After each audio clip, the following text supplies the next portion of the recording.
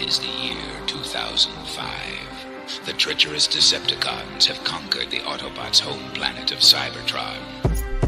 Cybertrons! Of Cybertron.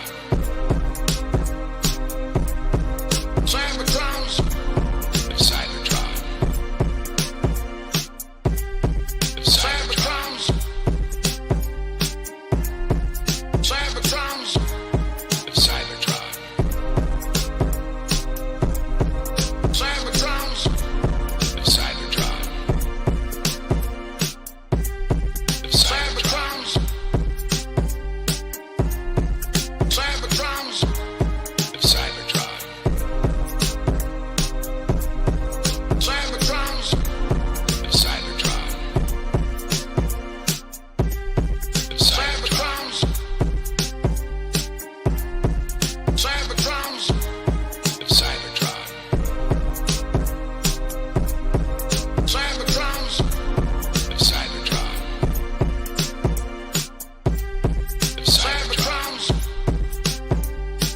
Of Cybertrons! Cybertrons! Of Cybertron.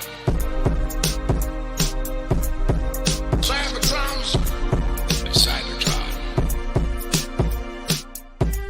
Of Cybertrons! Cybertrons! Of Cybertron.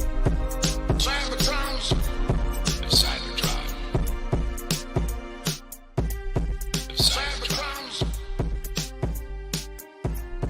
Of Cybertrons! Cybertrons! Of Cybertron. Cybertrons! Of Cybertron. We now return you to the Children of Primus. Ooh, Constructicon intro. Hello, everybody. Welcome. So I gotta ask, and our poster there, the Optimus Prime poster there, what is that creepy looking child robot looking thing in the middle? What is that? Right, that is That's TF1. Packs. Yeah. That is Orion Pax. That's out of the new TF1, huh? Yeah. Doesn't really stand up to an extreme close up like that at that resolution. Yikes. Transformers lips. You know, as if Megatron lips in that one version wasn't bad enough. Oh, Siege, yeah. Mwah, baby. Mwah. Yeah. Yes. Mwah, yes. Oof. There we go. Got a full round up for this evening. Oh yeah. The column gets taller each time. Yep. Nice glasses. That's what Mr. she said. Magnus. Yeah, sure. There we go. How's everyone doing this Mother's Day weekend? Can y'all hear me? Yeah, we got you. Rock on. Yep, you on. Yeah, no sound. Well, we can hear you. I hope you know your mic's hot. Yeah. I had a big brunch that I never quite walked off. Oh. Nice. Oh, I forgot to bring my. There it is. Oh, thank God. Is that a Smash Bros figure? Box art? Kirby. Kirby. That is a Waddle Dee. Yep. Oh, nice. Little Kirby And it's the blind one bag. that I had this one a week or two ago. Happened to see two more at the other GameStop, so I was like, oh, I'll pick them up. Cute. Cool. I see you're Yeah, streaming still from wanna get outside with the birds. Mhm. We're Still want to getting. get one of him sleeping. I don't know what kind of brain poisoning I have, but like I hear the birds going off, and I'm like, cool Super Mario 64 outside the castle audio. They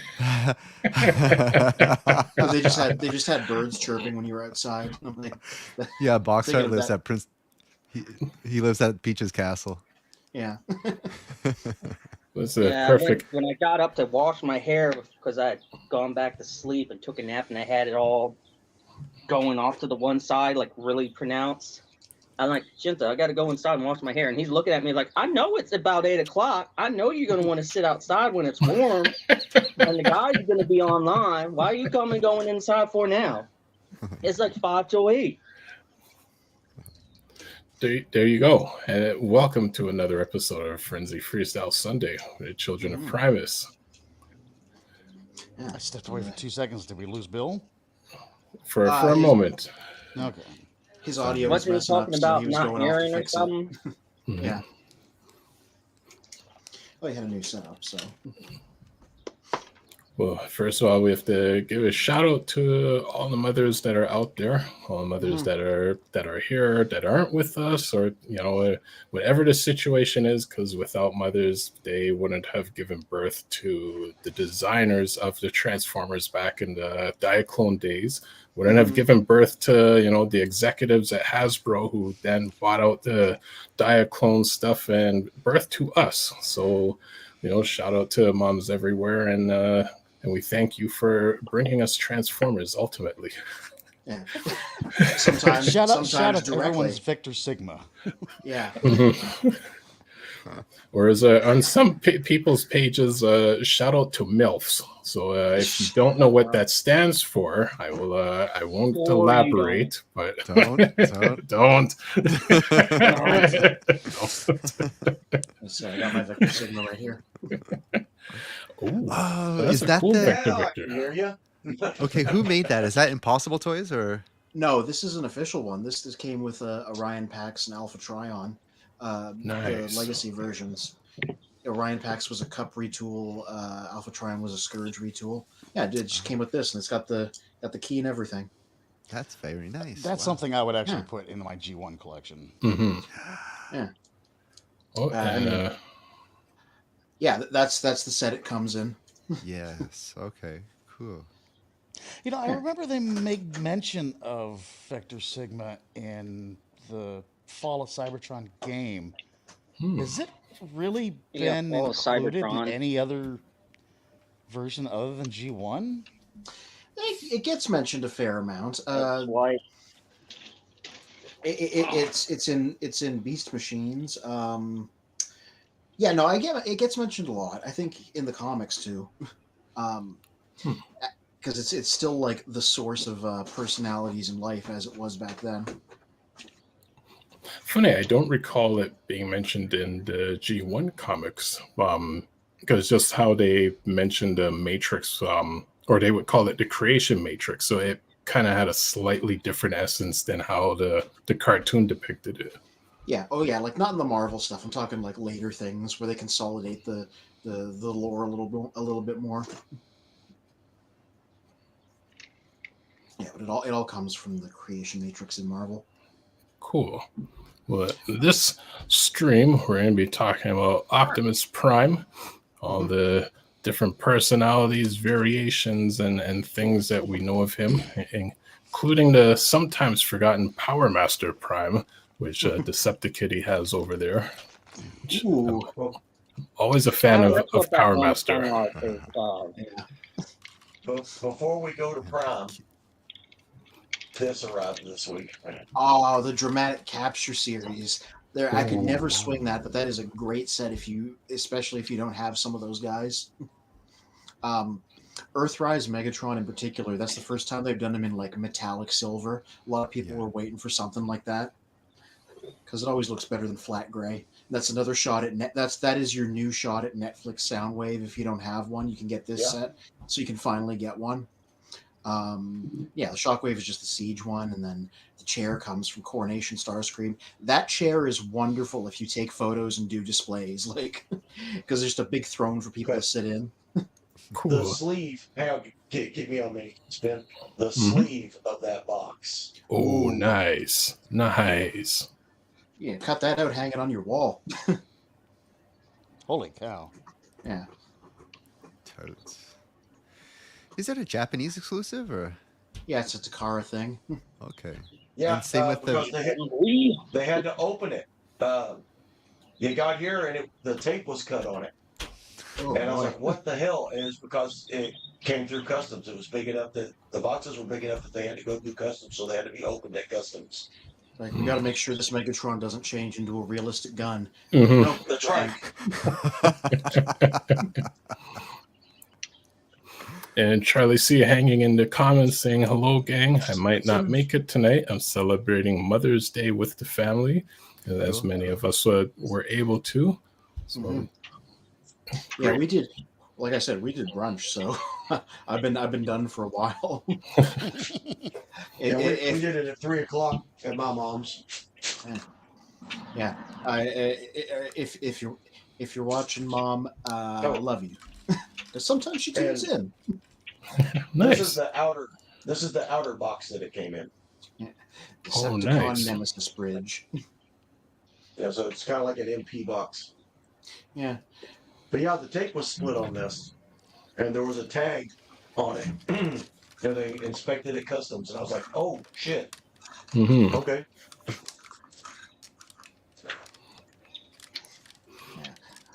I guess we all gotta get Optimus, as I happen to have the Netflix one within arm's reach, Nice. representing the non-Power Master version.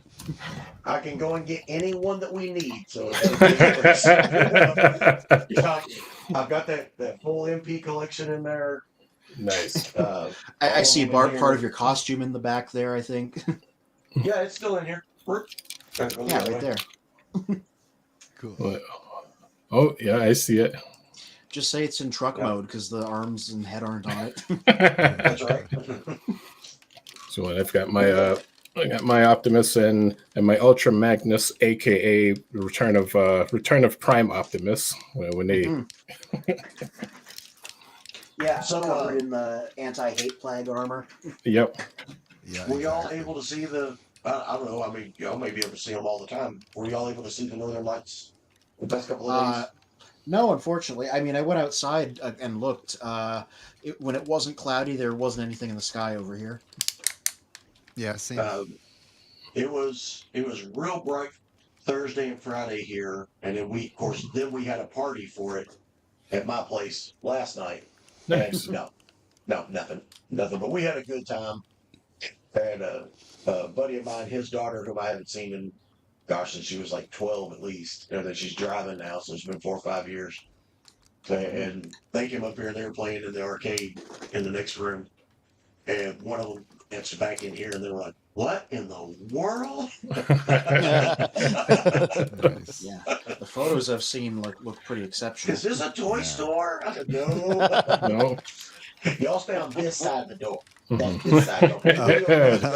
Do not touch. Yeah, they're 16 years old, so I'm not real worried about them coming in after I told them not to. But, Mhm. but yeah, they were just like, what's around the corner? It's above your pay grade. You're not allowed to find out. Yeah, I'm entirely too far south for any of the northern lights to hit me. So Okay. Yeah, I'm not in your neck of the woods, but I'll be in Florida Tuesday. oh, okay. Nice. Yeah, my sister gets married next Saturday, and so we're leaving here Tuesday afternoon. We're going to bypass Georgia and go some other route that my dad knows. He said it's an hour longer, but when you get locked up in Atlanta for an hour, what's the difference? You're going 77. I guess I'm not sure. He just said that they went down and took an hour longer than my best time going through Atlanta is. He said, but it's, no traffic, or not nearly as bad as traffic. Yeah, 77's not as bad as traffic. It's a much more scenic route, and it's a much friendlier route. But yeah, I had to get the truck and everything ready. That's why I was late. I had a blown speaker in the front panel, and I've been wanting to get it changed out, so I went and picked up a new set of Alpines, put them in tonight. And me and Amanda were just sitting out there listening to how crisp and I used to run a car audio competition, but when I was younger, I had an '88 Escort GT that I was sponsored by LA Sound Design, and yeah, it was a beast. It ran 215s and 412s in the hatchback of an Escort GT. It was a beast, an absolute beast. That's a club on wheels. Yeah, well, I was running 8,600 watts of power. I had four Oh. power cells under the I had 4 power cells under the hood. And the first time that we hooked up the 15s and hooked up with the amp back then was called the Balboa. There's this great fucking, it was as big as my desk. We hooked it up and we turned everything on, and I put on power supplies for excursion test, and it blew the front windshield out of my car. Blew it onto the hood. It separated the seals and blew it onto the hood. And I was like, and he was like, yeah, that'll do. Yeah. That will do. that'll do, pig, that'll do. In the version of this in my head, everything went slow motion when the windshield shattered. No, it didn't shatter. It didn't shatter. I mean, it literally removed it. The air volume in the car increased so much from those speakers hitting like that it popped both of our eardrums and pushed that window out of the seals and just laid it onto the hood. Well, see, Jazz would have been proud. Yeah. Yes. Oh yeah. The big thing. Well, I went down to Miami in '96.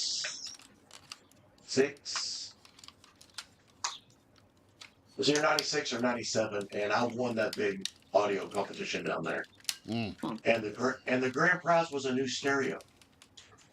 That's when I got out. Why do I need a stereo when I just won, for heaven, the best? No, now you got to buy another car to put a stereo in. Yeah, it was a new set of stubs and this big Rockford Fosgate kit, and I was like, what? Doesn't make sense. Yeah, that doesn't make a whole lot of sense. That's when I kind of got out of the big stuff and just kept doing the little stuff around here where you get, $250 and shit like that for going out. It's like a car show, but it's a sound show. Mm-hmm. Yeah, the bounce test is where they take a quarter and they put it in the center of your car. Yeah. And they say go, and you hit your remote and turn it on, and how long will the quarter stay on your car? Because ultimate vibration, if you just hit real hard, it's gone. And if they want to see it come up like that, and the one in Evansville that I won, it jumped up on its side and started spinning. And it just stayed there.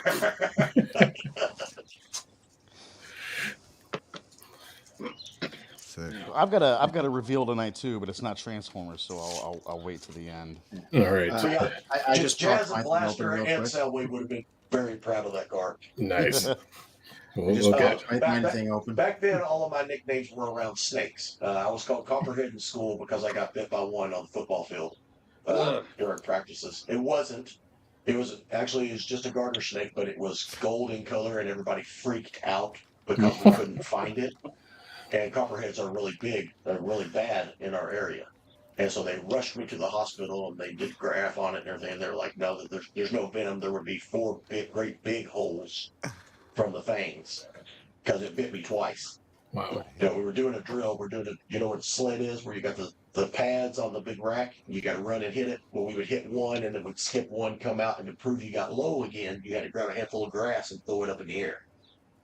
And I reached down, I grabbed a handful of fucking snake. And that son of a bitch went, plop, plop, and I didn't even know it because adrenaline and everything. And I throw the snake at the guys waiting in line. Reaction. Yep. But yeah, so they ran me to the hospital, and the rumor got out that Bill was bit by a copperhead, and so I was called Copperhead. So all my nicknames went around snakes. My cars were called by snakes. My 78 Firebird still has the Copperhead license plate on front. Oh, nice. The 88 Escort was known as Rattler.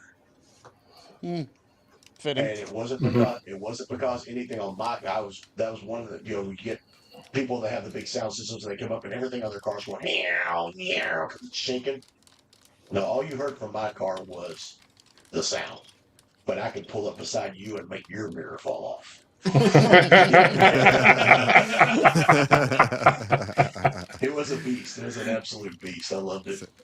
And doing all this, Amanda was out there, and I was just grinning. And I had to resolder all my connections, so I had factory connectors going back on the new speakers. And she goes, "You're like a kid with candy." She said, "This is the same as when you're opening up your Transformers and shit." And I was like, "This was my thing. This was when I got out of Transformers when I was a teenager. This is what I got into, was car sound." car audio. I had a ball with it. Oh, it was. I had some days with that too. But we'll stick with Optimus Prime for a bit. But Yeah. Sheba Kobe hiding in the comments. How's it going? Sheba says only a hair late, but I'm here. And also says, so what y'all think of the photo comics I made with my Autobots United gang?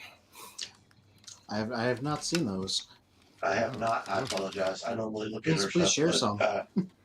I've been very, very busy this week getting ready for taking my parents to Florida.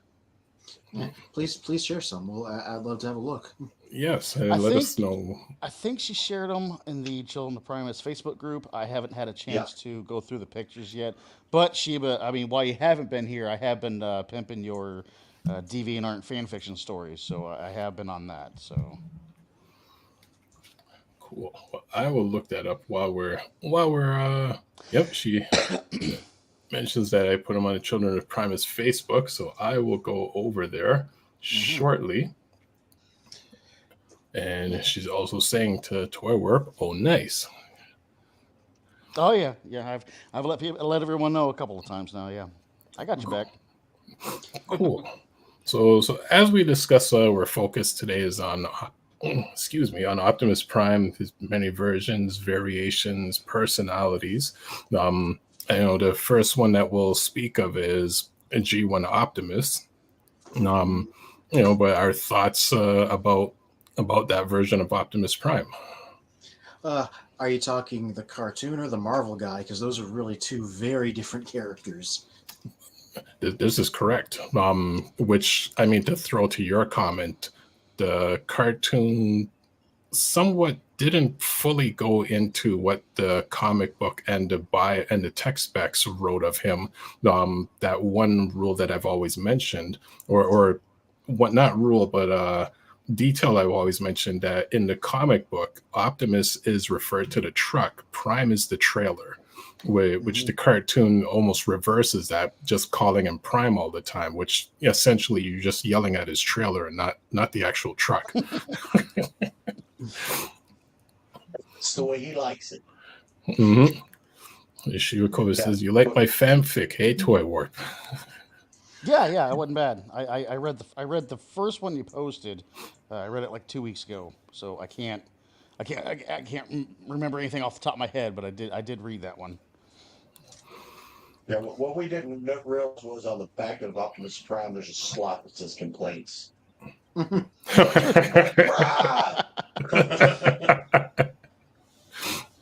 Well, according to Wiki, Optimus Prime, also known in Japan as Convoy, a fictional character and protagonist of the Transformers franchise. Now, Fear or Courage, what would you say is the difference between the comic, Marvel's comic Optimus, and a G1 from Sunbow?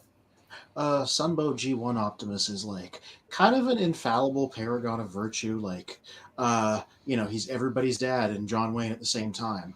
The Marvel guy is a depressed wreck who constantly self-doubts and is prone to melodrama, and at one point and seems to have a death wish given how many times he offers to sacrifice himself.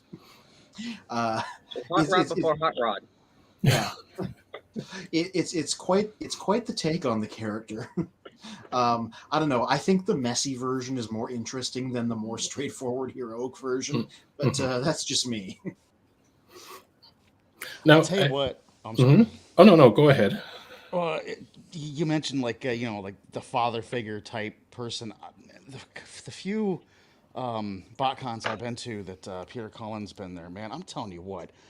Sometimes it's got to be pretty rough to be Peter Cullen because a lot of during the Q&A things, man, so many people stand up and are almost in tears. Like, you were my father figure. Optimus Prime was my father figure growing up, and that was very much that's so true for the cartoon version. Being full of virtue and just wholesome goodness and it's just got to be so. It's just got to be so hard to be Peter Cullen and have to, hear those kind of things and like, damn, what do you do with that? I mean, like the whole time everyone's standing up and saying that stuff, I'm just kind of looking over them, looking at Peter, like, wow, how do you deal with that? He's Totally. been dealing with it for a couple decades, so I imagine he's got something figured out. Yeah, the guy.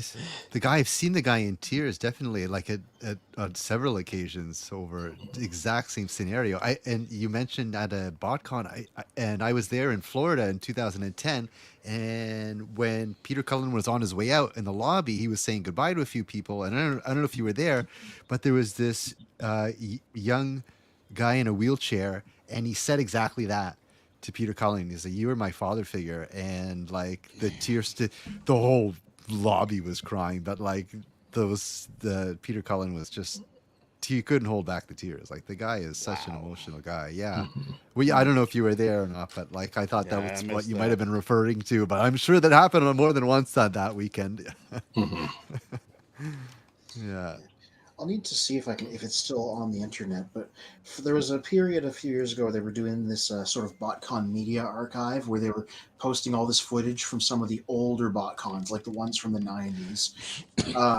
They were great. I watched through them, and one of them is like one of the first times Peter Cullen ever did like a panel at one of these. So it's great from a historical perspective. But he was getting emotional there just because he's like, I didn't think that so many people like cared. It was all new to him at that point. That was a great watch. It was a really interesting watch. I'm going to look it up really quick, see if the YouTube channel's still there. No, that'd be interesting. I heard that more than once very whenever I interested made in him. seeing that. Mm-hmm. Whenever I loved it. I heard that more than once. Yeah. It was like Victor Corelli last year at my TFCon. It was so funny because he had no idea that, the fandom behind Transformers was so big that, he would be welcomed into the lexicon, you know what I mean? And it's so funny because, he did the tagline, what started the movie millions of years ago. He started doing the tagline. He goes, "Man, I've been practicing that for a week." But he was up there with Dan Gilvezan, and Dan Gilvezan really knows how to handle a crowd, right? So Dan Gilvezan is kind of like handling the crowd, and Victor Corelli just kind of like, it's my first time, I don't know what to do. And then another 10 minutes, Dan couldn't talk because Victor wouldn't shut up. It was great.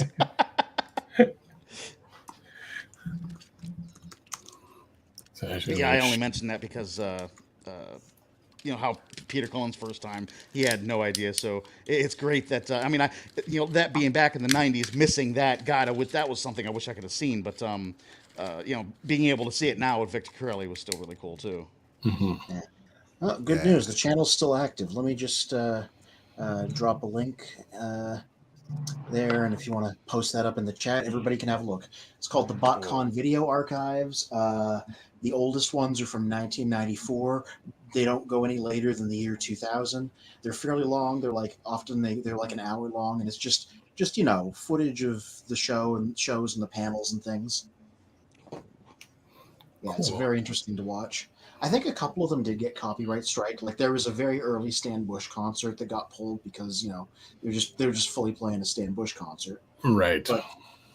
But there's still a ton of videos there, a ton of panels and things. Yeah, somewhere in there. I don't remember what year it was. You can probably find it on the Transformers wiki because it has articles for every BotCon on there. They have his first panel up there somewhere. Cool. There's a image of Optimus Prime from the Marvel comic books. The original source book. Yes. Yeah, even before I knew what Transformers Universe was, even in like the 90s, these scans were all over the internet as like the definitive like profiles of everyone. Mm-hmm. Yeah, there's something in there where he's like, he would be Abraham Lincoln and some other people rolled into one. It was always a really evocative bit of writing. Now, I guess a question I would throw to you and to everyone else. In terms of Optimus Prime, do we attach to him more from the written literature or from what Peter Cullen has done with Optimus? Well, for me, Peter Cullen, because like I didn't read the comics until I was older, because my exposure to G1 was the reruns they did in the early 90s, right? So I didn't handle those. But like if I'd had like the Transformers Universe book, oh, cool. There's a Masterpiece Year of the Horse version. Year of the Horse, I think. Year of the something. Yep, 30th anniversary. Mm-hmm. Yeah, I those profile books. If I'd had them, I probably would have read them compulsively because I have for other things like that. So that would have been my Got him version. here in the case. Nice. Optimus Prime hero. Oh yeah, Magic the Magic the Gathering card. That's Shattered Glass Optimus specifically. Yeah, I don't. I have 3 shattered glass ones. I have never pulled an actual one. Nice. I guess the purple guy is more common. I'm not complaining. This one's got the money on it. Yeah, the shattered glass ones are the ones that are worth money. Oh, good. Yeah, Shiva Koi says, had a wonton soup just now and some lemongrass chicken stir fry for Mother's Day dinner. Oh, superb. Yeah. Oh, yeah. So, Shiva, was this at your mom's or are you the mom? Oh, that's a skill testing question. So now after talking about Optimus Prime in the G1 franchise, which Optimus would we say follows that one? Well, Okay. I wouldn't have counted it myself, but since he's in the thumbnail, Beast Wars Optimus Primal, because he's technically a different guy, but you put him in the thumbnail, so there he is in his King Kong mode. Yeah, I mean, this guy was just as important to me as the Peter Cullen Optimus because, like, you know, first I watched one, then I watched the other, and these were both in the 90s when I was a kid. Cool. Yeah, I would say question for you after. Shiva Koi says it's at mom's, but that's also my place, so it's at home. But I'm not a mom. Settom, what were you about to say? I was gonna say if Peter Cullen had the everyone's dad's vibe, I feel like Optimus Primal was the somewhat sarcastic uncle, but he would still be respectful most of the time. But he could be that snide way that only an uncle could, but not a dad, because the kid would just be like, "Yeah, beep you." Now you know who Optimus Primal was. Cheetor from telling him off regardless, and Dinobot. Optimus Pretty Primal much everybody, but he was like a stressed caretaker, like a teacher or somebody that ran a daycare or something, because his role in like Beast me Wars dealing was with that my niece. yeah, he was this guy trying to manage this group of people with big personalities that he'd kind of been stuck with, and he was just like, oh my god, you guys, like all the time.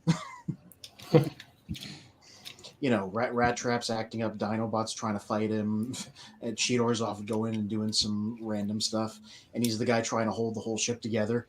And he's not a paragon; he's just some guy who got stuck in this situation, who wanted to be a scientist, but is now stranded on a planet with all these people.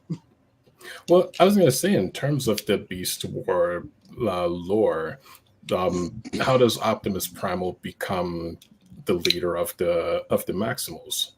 Yeah. The important thing is he's not the leader of all Maximals. He's the captain of a starship, an exploration starship, and they happen to be the only guys. Kind of like animated Prime. Yeah, they happen to be the only guys that can track down the group of Predacons that stole the Golden Disc, the artifact the show's about. And they wind up crashed on the planet, and he's like, well, you know, now I'm stuck here with my crew, and we got to fight them because there's dangerous things on this planet. There's a store of energon, and we can't go home. So now I have become a wartime leader, even though I was like the captain of a science ship. Interesting. Yeah. Also, it's worth mentioning that there was, before you had the Optimus Primal that everyone remembers, originally you had the Bat Primal and the Alligator Megatron, which were originally presented as the G1 Prime, and Megatron reformatted. And there's a little pack and little comic and everything. There he is. I was looking for him for a second. That originally was G1 Prime, the Bat, anyhow. Yeah, they released this guy, and then by the time the show came around, this was the newer, hotter one. So they made this guy what he looked like on the show, and they kind of forgot about this one. Interesting. And then Yeah, before they got the show written up, the earliest bio notes wrote him as just being Optimus Prime again. Like he got a beast mode and changed his name. And then by the time they made the TV show, they decided to do a different story and make it a new generation of characters instead of the originals. Okay. Yeah. Now, after Beast Wars, do we jump to Transformers Robots in Disguise? And That if we is could, before we go off, Yeah. we just catch in Okay. between, because like there was like the Laser Optimus, and like to me in the Machine Wars line, I didn't see any Optimus Prime, but there was Thunderclash, and to me Yeah. Thunderclash was like my Optimus Prime stand-in, and for some reason there always had to be an Optimus Prime, even if Yeah. there wasn't. The Micromasters, to me, there was that little truck, red truck. There wasn't an Optimus Prime Micromaster, so he was my stand-in for Optimus Prime. So Yeah, the little Yeah, GoBot. the original Overload was, I believe, that Micromaster's name, because he was also a flat-nosed truck, and he changed the same way Optimus did. yeah, exactly. Like, very reminiscent of him.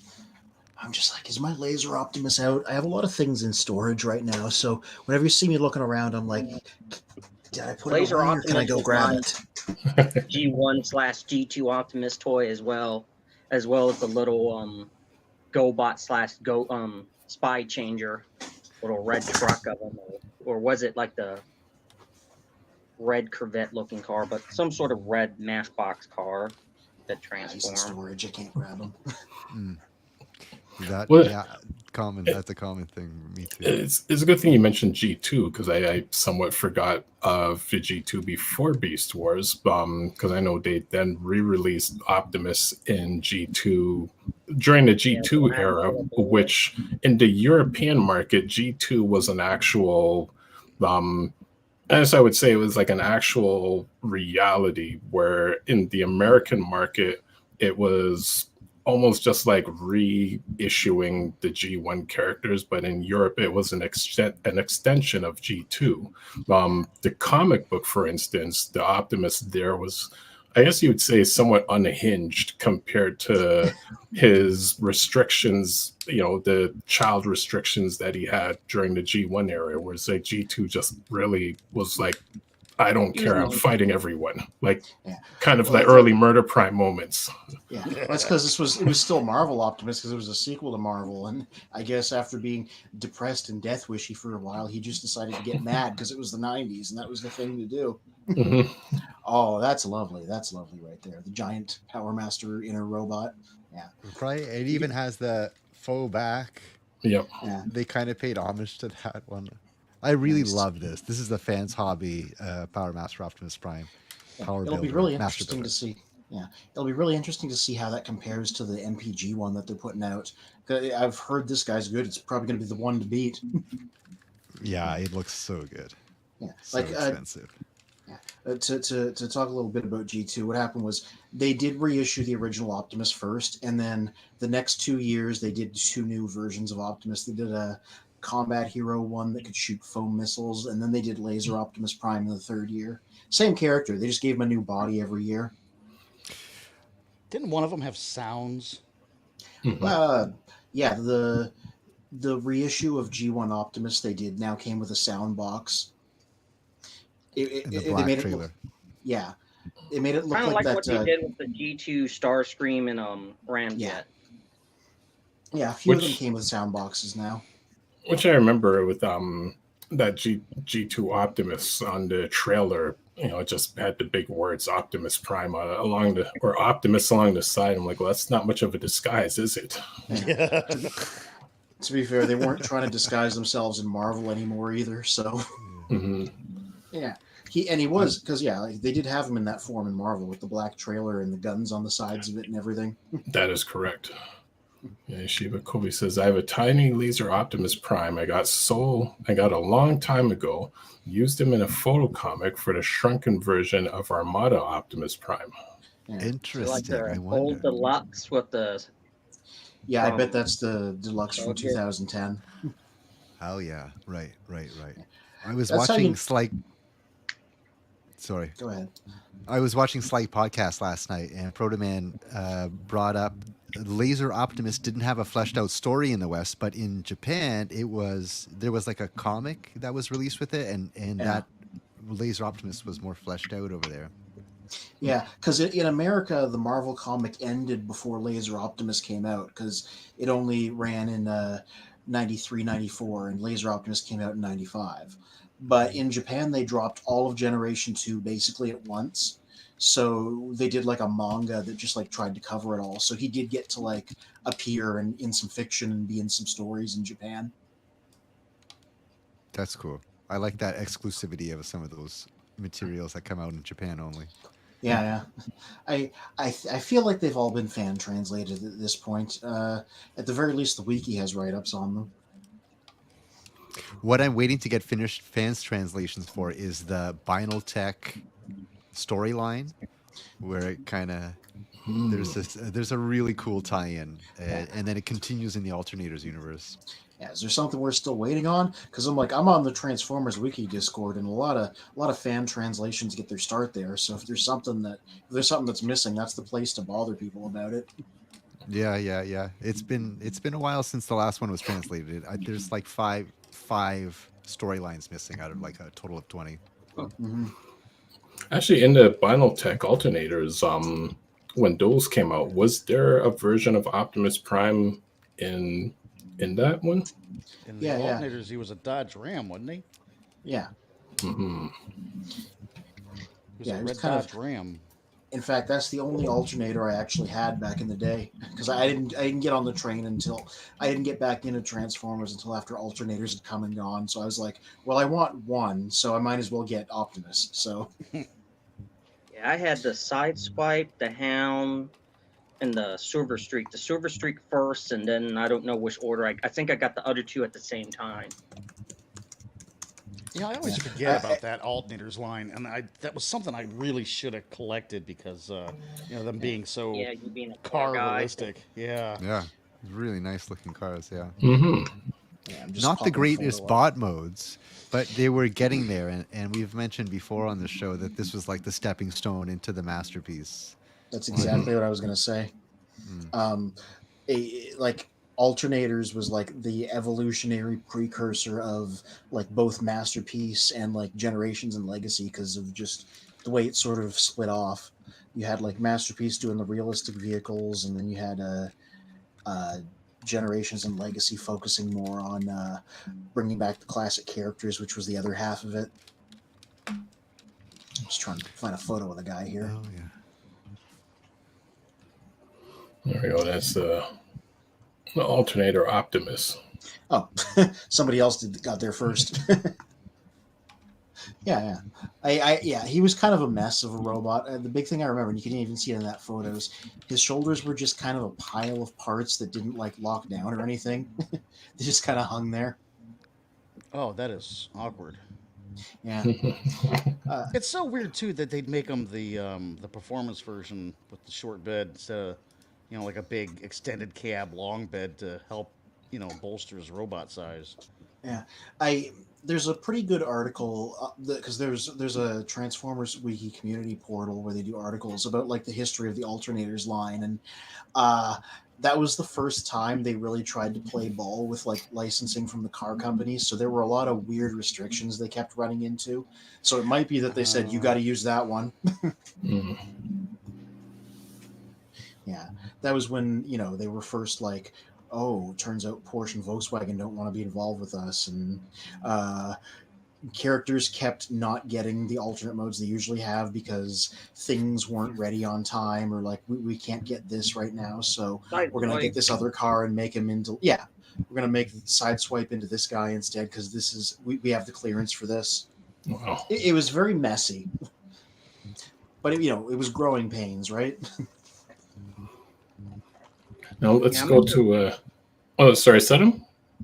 I remember being in college, I want to say during my basic printmaking, where you do 5 screen, 5 litho, 5 etching. And I remember being in the etching screen printing lab, and this guy, he was taking like Transformers instructions and doing almost kind of like what what's the old Transformer guy?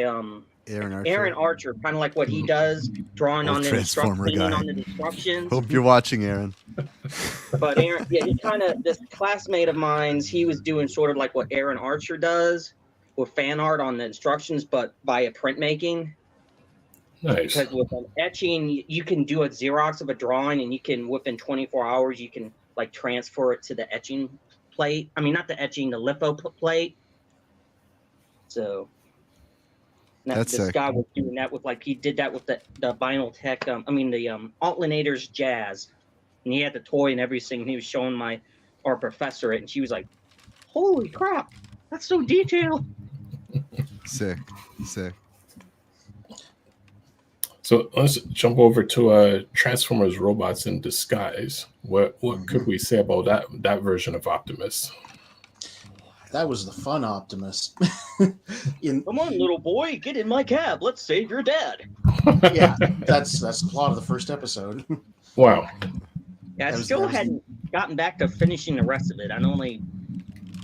Yeah, there he is. Mr. Magnus has one in box still. Oh, that packaging is nostalgic too. I got that one Christmas. I don't have it anymore, but like that red box. Yeah. As a character, like, he was a bit more of a man of action and a bit more willing to be like destructive and have collateral damage. But other than that, yeah, he was like, even the voice actor was kind of just doing a Cullen impression. It wasn't Peter Cullen; it was somebody else. He calls himself the George Lazenby of Optimus Primes because that was the only time he played him. Neil Kaplan, that was the guy's name. It was really weird when that aired. Not only my ex-wife at the time, but a couple of my friends called me and was like really excited because they saw that on TV and they said, "Oh, G1 Transformers is back on TV." And finally, when I got down to sit in front of a TV and looked at it, like, what's wrong with you guys? Like, apparently, it was. I mean, I'd never sat down to watch an episode because I saw it and I was like, no, not G1. I'm walking away. But apparently, it was G1-esque enough to fool people who, were passerbys of the original G1 cartoon. Yeah, well, it makes sense. A lot of the iconography is back. This was the first time since... They even called it Car Warbots in Japan, so... Yeah, this was the first time in years where there was, like, traditional Autobots and then Decepticons who changed into vehicles because, we'd sat through about 5-6 years of Beast Wars at that point. Yeah, I watched this at the time. I didn't finish it. I watched it later on, like in the recent era. It's an interesting show because the stakes are very low compared to a lot of Transformers shows, and that makes it a little bit more interesting. And also, when they do raise the stakes, it feels a lot more impactful. Like the Earth isn't in danger every week, basically, like in G1. Yeah, isn't a lot of it? It's like, from what I've seen so far, it's dim. Like, let's get the energy source for the week. Yeah. Also, like, it actually had a good dub because, like, the shows that followed it, Armada, Energon, Cybertron, they're notorious for having, like, bad English dubs. Robots in Disguise was done by a company that did Digimon, so it had, like, a good, competent English dub that was, like, genuinely funny and had a lot of good jokes and things in it. So, like, out of all the stuff from the anime years, this is definitely like the best one by a country mile, if only in terms of sheer like production quality. Professor D hiding in the comments. What's up? D says, guys, don't skip over the fact that the toy for the auto converting RID Optimus predates Roberson being the first self-converting Transformer. I think he's talking about the next show, which was Armada, because it had a self-converting trailer. Yeah, there you go. Yeah, he just corrected himself. Mame, I'm actually talking about the Armada Prime. I started watching Armada on Tube yesterday. It's pretty explicit, boring, but the art is awesome. Transform sound. Yeah, there's that. Yeah, like I said, Robots in Disguise is better. Watch that one instead if you want to watch one of the animes. Or watch it with in the Japanese with the subtitles. That's better than watching the English dub. Yeah. Because he Also, slaughtered the translation and they would mix Once up again, character gotta names. give a shout out to the recap podcast. Our Worlds Are in Danger. They just finished Armada, so you can watch the show or you can listen to this 50-something episode podcast where they go through it episode by episode and like make fun of the stuff that deserves being made fun of and talk about the few good bits. Love doing that. I will say, if you like Micromasters and mini cons and that type, those small robots, they tied them to Unicron in an interesting way, but you don't really find out until towards the later in, if not the very end of the series. Yeah, I like great toy line, excellent toy line. That's the one that gave us the original Unicron. It's just that the show was like not very good at all. Yeah, they massacred our boy. Yeah, they're talking about that Optimus. Like, I just watched. I listened to the whole podcast all the way through, and they're like, we cannot even tell you who this character is. He's like kind of a stoic military professional who's a bit detached from everyone, but like they're like, I'm not even sure if they're doing that on purpose or if that's just the dub not caring. I don't know. So now we go over to from Robots in Disguise. We, according to Wiki, we now go over to the Unicron trilogy. Yeah, so Armada. Okay, and so what else can we say about that Optimus in the Armada series? He had an auto transforming trailer, and he could combine with a lot of different robots. Like I said, great set of toys. Just as a character, just complete blank slate, like nothing going on. Wow. Yeah. I would say that they kind of presented it more with Megatron, and granted, this might be more via the sub than the dub, but like they're kind of like how a line and moving forward, there's this, if not friends, then they have like a mutual respect for each other, Megatron and Optimus. Especially when Optimus gets killed, maybe 3/4 of the way the series, like saving everybody from the first time you see Unicron or something. Wasn't that the one where Megatron ended up saying he misses Prime? Yeah. Yeah, that's the closest thing they had to a character arc because Optimus gets killed. There's a big space laser cannon that Megatron shoots him with. And then afterwards Megatron he just feels kinda... like I have to live up to the example Prime. I can't let him outdo me. So he ends up sacrificing himself towards the end. And as far as you can tell, until you get into Energon, he had just been eaten up by Unicron. Yeah, right, so he goes into by him, like Optimus and Starscream. Yeah, so he goes into like a funk when Optimus is dead, and then when he comes back, he's back to his old self, and then sacrifices himself at the end. Same. Yeah. He stops Megatron stops Unicron at the end of Armada, so that's something. That is something. And I would say if you had to compare it to like G1 at all, I would say, and I'm looking at both Armada and Energon, well, Superlink in Japan as a duology.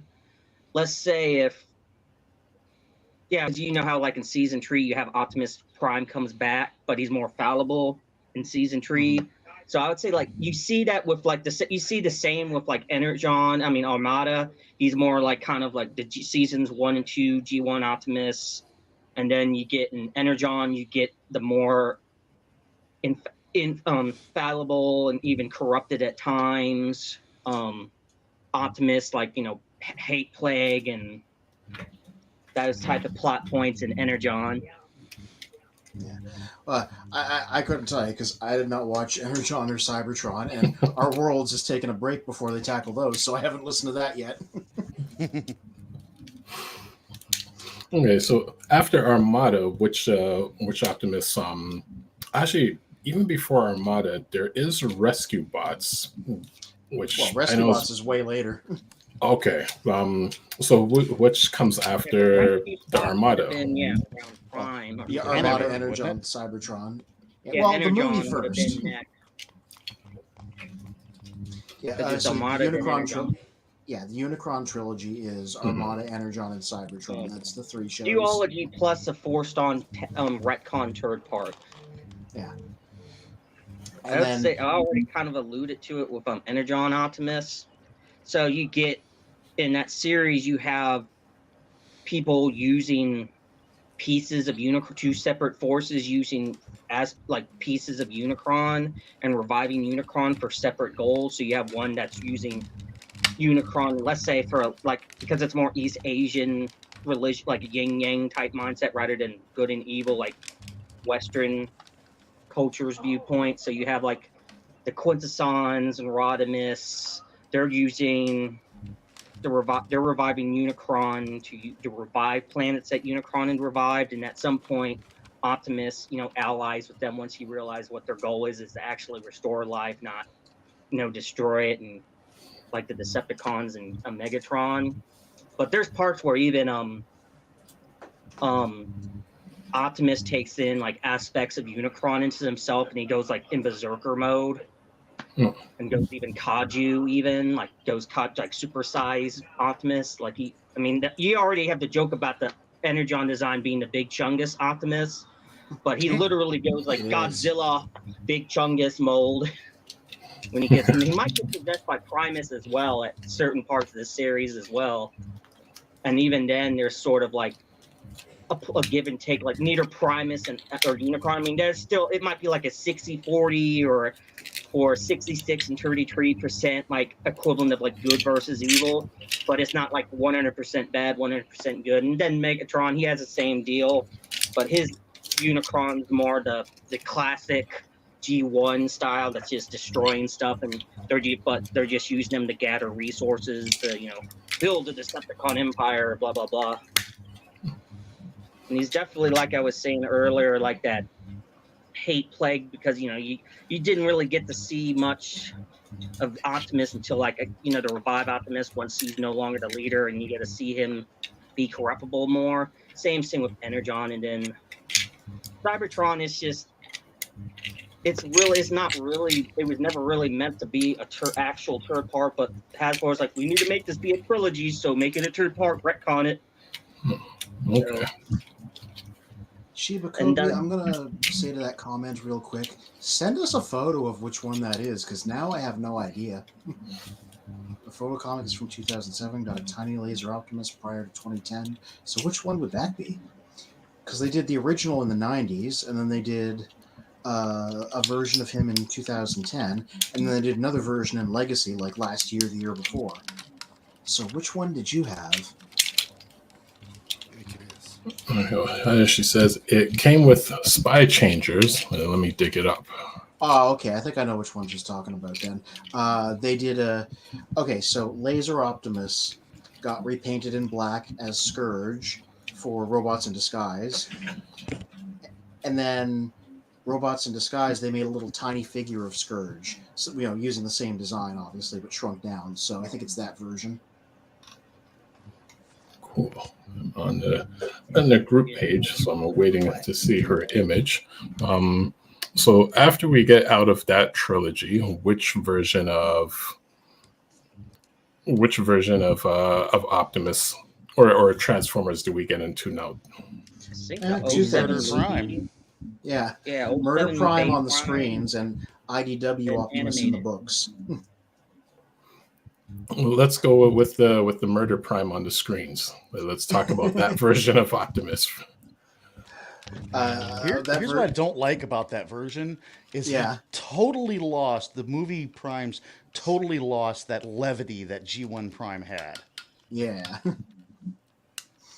Like everything that Peter Cullen was scripted to say for that was, super stoic and super dramatic, and there wasn't any kind of levity or any kind of joking, that softer voice that Prime had in G1 was just, I don't know if Peter Cullen couldn't do it anymore or it was just scripted out.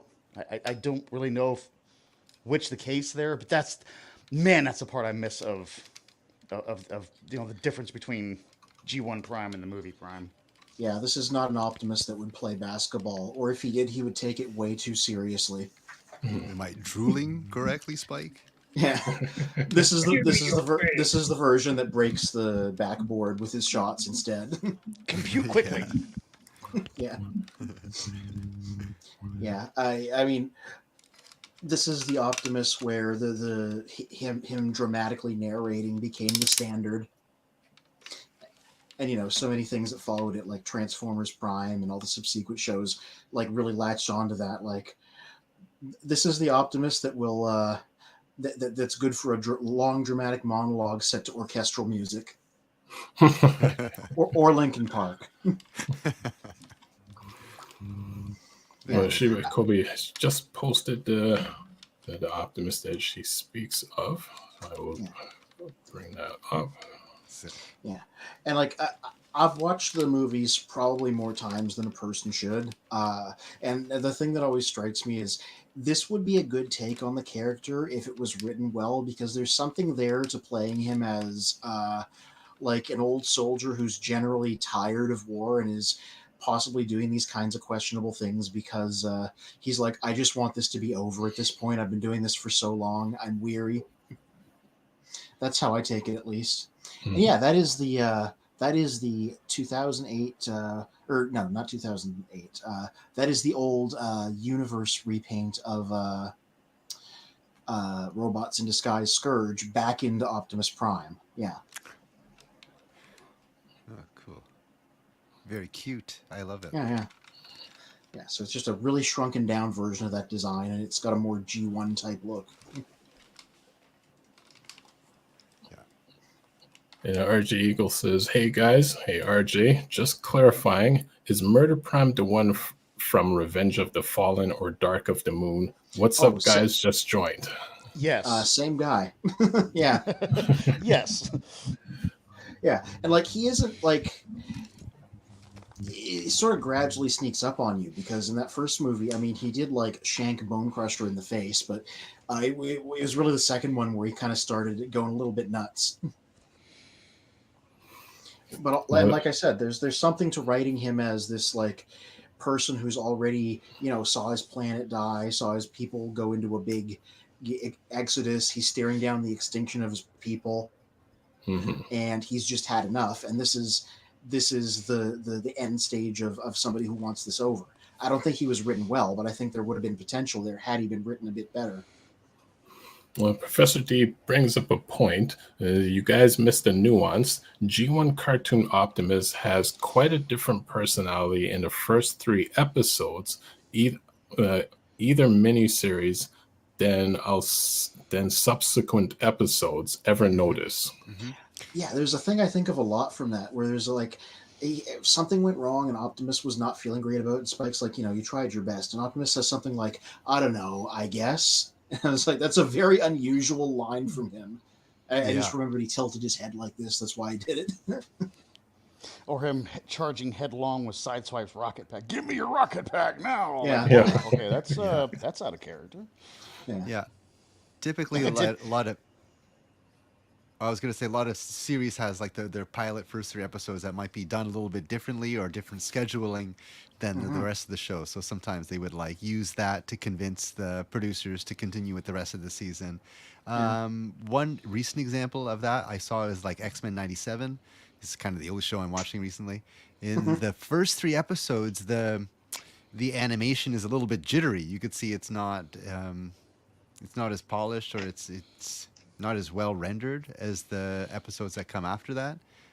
Although the writing is consistently really good, but the animation quality is poorer for the first 3 episodes.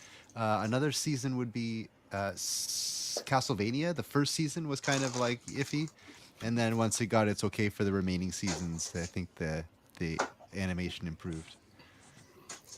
It's funny, not to go too far off from Transformers. Star Trek: The Next Generation, it was the same thing. When you look at the first season, it's you really think they're lucky to have been able to continue the series. But the second season, the characters understood who they were playing. Worf looked a lot better. Worf and Data, but I think. How many seasons was Next Generation? Was it 7? 7. So I think either midway season 7 or 6, they kind of started falling off track again with certain episodes that just seemed like lazy type of writing until they got to till that finale episode in 7. But many shows are like that. That first season's really rocky, but once they go from season 2 onward, then it really develops, and they understand what to do with the show.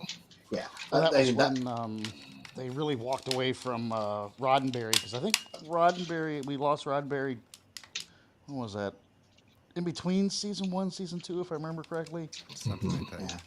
And then his influence waned regardless, because his health was like gradually getting worse. Right. But that's when what's his name took a hold of it, and they call it that guy's last name. They call it that era, because not only was that guy, I can't remember the name off the top of my head. Yes, thank you. The Rick Berman era. Yeah, because not only was he involved in Next Generation, but he was heavily involved in Deep Space Nine, and then the subsequent Star Trek movie on Next Generation movies. Okay. Well, Shiba Kobe mentions they ran into a writer's strike towards the end of season 2. Yeah. And also says, season 7 was a wash, but it had 2 great episodes, The Pegasus and Parallels. Parallels is an episode that I think about every time I've forgotten something or something is not quite the way I remembered it, because I'm a scatterbrained human. So that stuff will happen. I'll be like, no, I'm not remembering it wrong. I just jumped timelines. Nice. And then Shiba Kobe also says, watch it. And that's why they had a clip show Shades of Grey. That one was really funny because, how are you going to make a clip show when you only have 2 seasons worth of content? The answer is poorly. Okay, so now as we're discussing, the Bayverse Prime, any other nuances or things that that we liked or that annoyed us within the Bayverse of Optimus? I liked his. Sure you want to put that last word in there?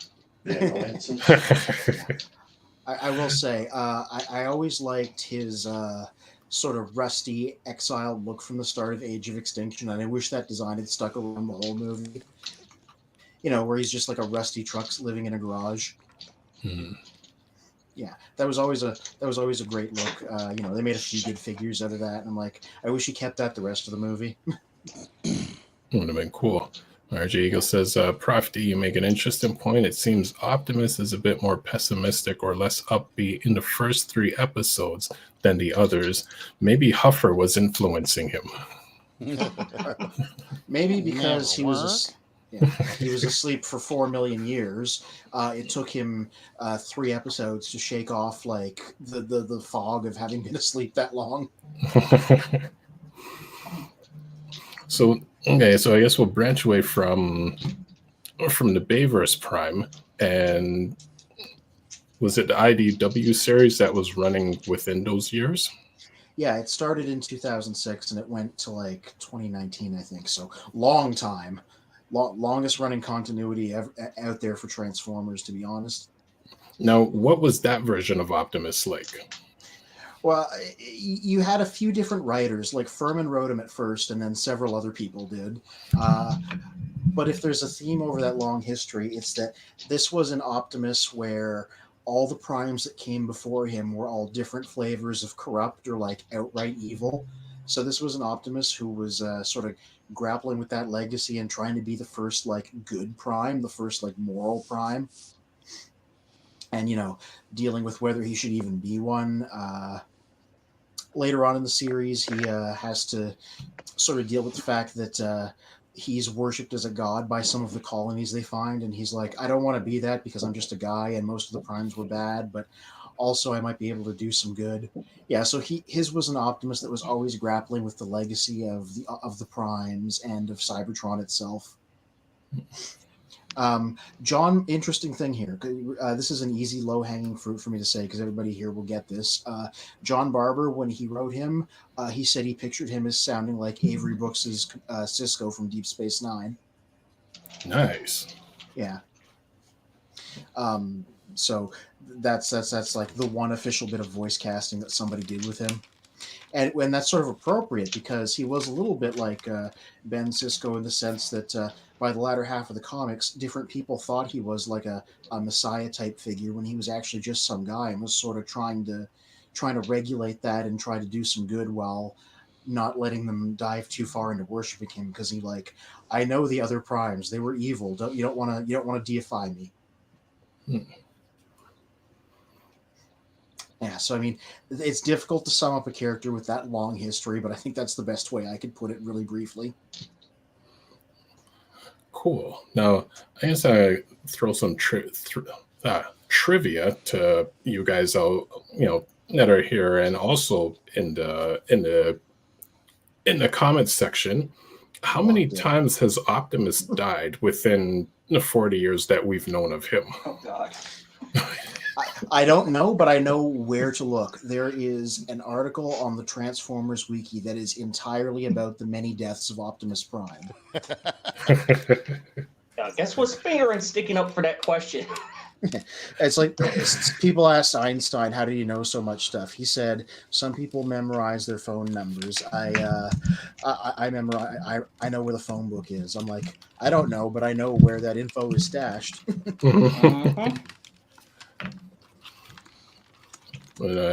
Professor D says Avery Brooks is awesome and underrated, which I agree. And Cisco was cool, but A Man Called Hawk is a masterpiece. Which, before the days of Deep Space Nine, the one thing I did find cool is when they introduced Cisco in Star Trek, and the meeting with Picard and Cisco is just so is great acting and pretty intense when Cisco reveals, is basically Picard was the reason Cisco lost his wife in the initial meeting and in the series, and it essentially says, like, I hate you guys, I hate the Federation, but I will stay here and do my job to the best of my ability, and Picard just went silent and just respected him at that point. But it's unfortunate they didn't really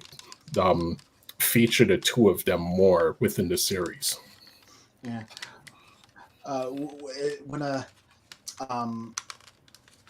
friend of mine watched Deep Space Nine, and they asked me, how come they never had Cisco confront the Borg, because he was the guy, they were the ones who also took his wife from him. And I was like, I don't know, because then the episode would be over in like 15 minutes. Right. He'd be like, nuke them all. Yeah. Fire all the torpedoes into that cube. Is his head peeking out the side there? Yeah, that just looks a little weird. This took me so long. If anyone has this figure, you know how difficult it is to transform. Unnecessary, but still fun.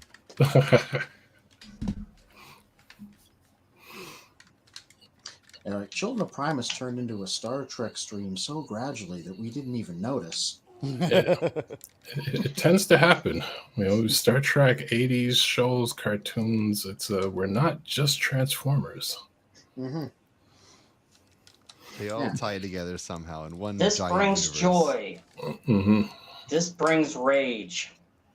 I mean, so many franchises have influenced other franchises, and vice versa, and back and forth. It's kind of all connected anyway. So I don't think it hurts to talk about other franchises. It's not the devil. When I was describing the status quo of Beast Wars there, it was 100% influenced by Star Trek because of how it was. Optimus was a starship captain of a science ship and stuck in this situation. So I'm like, it feels like they were referencing like Next Gen in terms of how it was written. I would think the Lost Light crew as well, because they had sort of that decree to go out into space and explore. And that whole, was it More Than Meets the Eye was the Lost Light book originally before it changed to the title. So I mean, I feel like that series especially wore Star Trek's inspirations on its sleeve. I used to say Lost Light was a Firefly with robots instead of Star Trek. I think that's a little bit more accurate to the tone of it. RGE says, question, do you guys like when Optimus is sidelined, bodiless, and someone else steps in like Bumblebee or Ratchet in the Marvel comic, also similar to when Megatron was bodiless and animated? Okay, yes, absolutely. So particularly, I want to mention the Marvel comic where High Q kind of took over Optimus Prime. Like everyone thought Prime was destroyed. And another instance would have been like it's not necessarily my favorite, but another instance of this happening would be Ginrai in Transformers Master Force, Yeah. where I forget exactly how it works, but like that the Prime, the Power Master Prime, is like a structure built for. Oh, no, He's it was intended to be an Optimus body, but it's a lifeless shell, and Jinrai the human just kind of combines with it to possesses it as his like transformer body. yeah. That's cool. That's cool. But I wish it was High Q. I particularly have a affliction for the High Q character. Yes. Well, he was just a human guy, so I'm like, Jinrai is like a Japanese name of a person because he was just a guy. I know Yes. nobody named Haikyuu in real life. Well, High Q I think was supposed to be Nebula's. A Nebula. Yeah. Yeah. Well, I mean, there's Mr. T. That's true. It could be High Q. But yeah, I mean, Optimus as the default main leader is like just the status quo with so much stuff that I like anytime they mix it up and make it different and have somebody else taking over. I like that period of time, the early second season of Transformers Prime, where he was off with the Decepticons because he'd lost his memories, and technically they didn't have a leader, but Ratchet just sort of naturally slid into the command role because he was, bossy and serious enough to just like immediately to just kind of tell everybody what to do, and nobody really questioned it because he was just in let's get this done mode. Yeah. He feels like the guy with the almost equal amount of experience as Optimus, but doesn't have that leadership quality quite as much as he does. But when it comes to a time where he's needed, he is able to step up to that role. Another instance is in Transformers, the movie, where Ratchet just picks up those two blasters in double hands. Yeah. It worked out better in Transformers Prime. You know why? Because he like never left the base in Transformers Prime. Like once in a blue moon, he's like, there's guns out there. I'm going to stay back here and tell everybody else what to do and then fix you when you come back. Yeah, totally. I'm thinking since we kind of skipped over talking about around. Prime adjacent or Convoy, since we were talking about Jinrai and then Ratchet. I'm thinking how in Beast Wars 2nd you have Leo Convoy, and then Beast Wars Neo you have Big Convoy. And with Leo Convoy, he very much had the military mind, but he didn't have that personal connection. That was a big plot point with him with Leo Jr., who's like how like cells multiply. That's how he fathers Leo Jr. So whereas let's say G1 Optimus had the military experience and the fatherly personality, Beast Wars Beast Wars 2nd Leo Convoy, he had that military experience, but he didn't have that personal fatherly aspect to him until late in the series when even Galvatron was like, I wish I had the connection that the two Leos do with my own brother.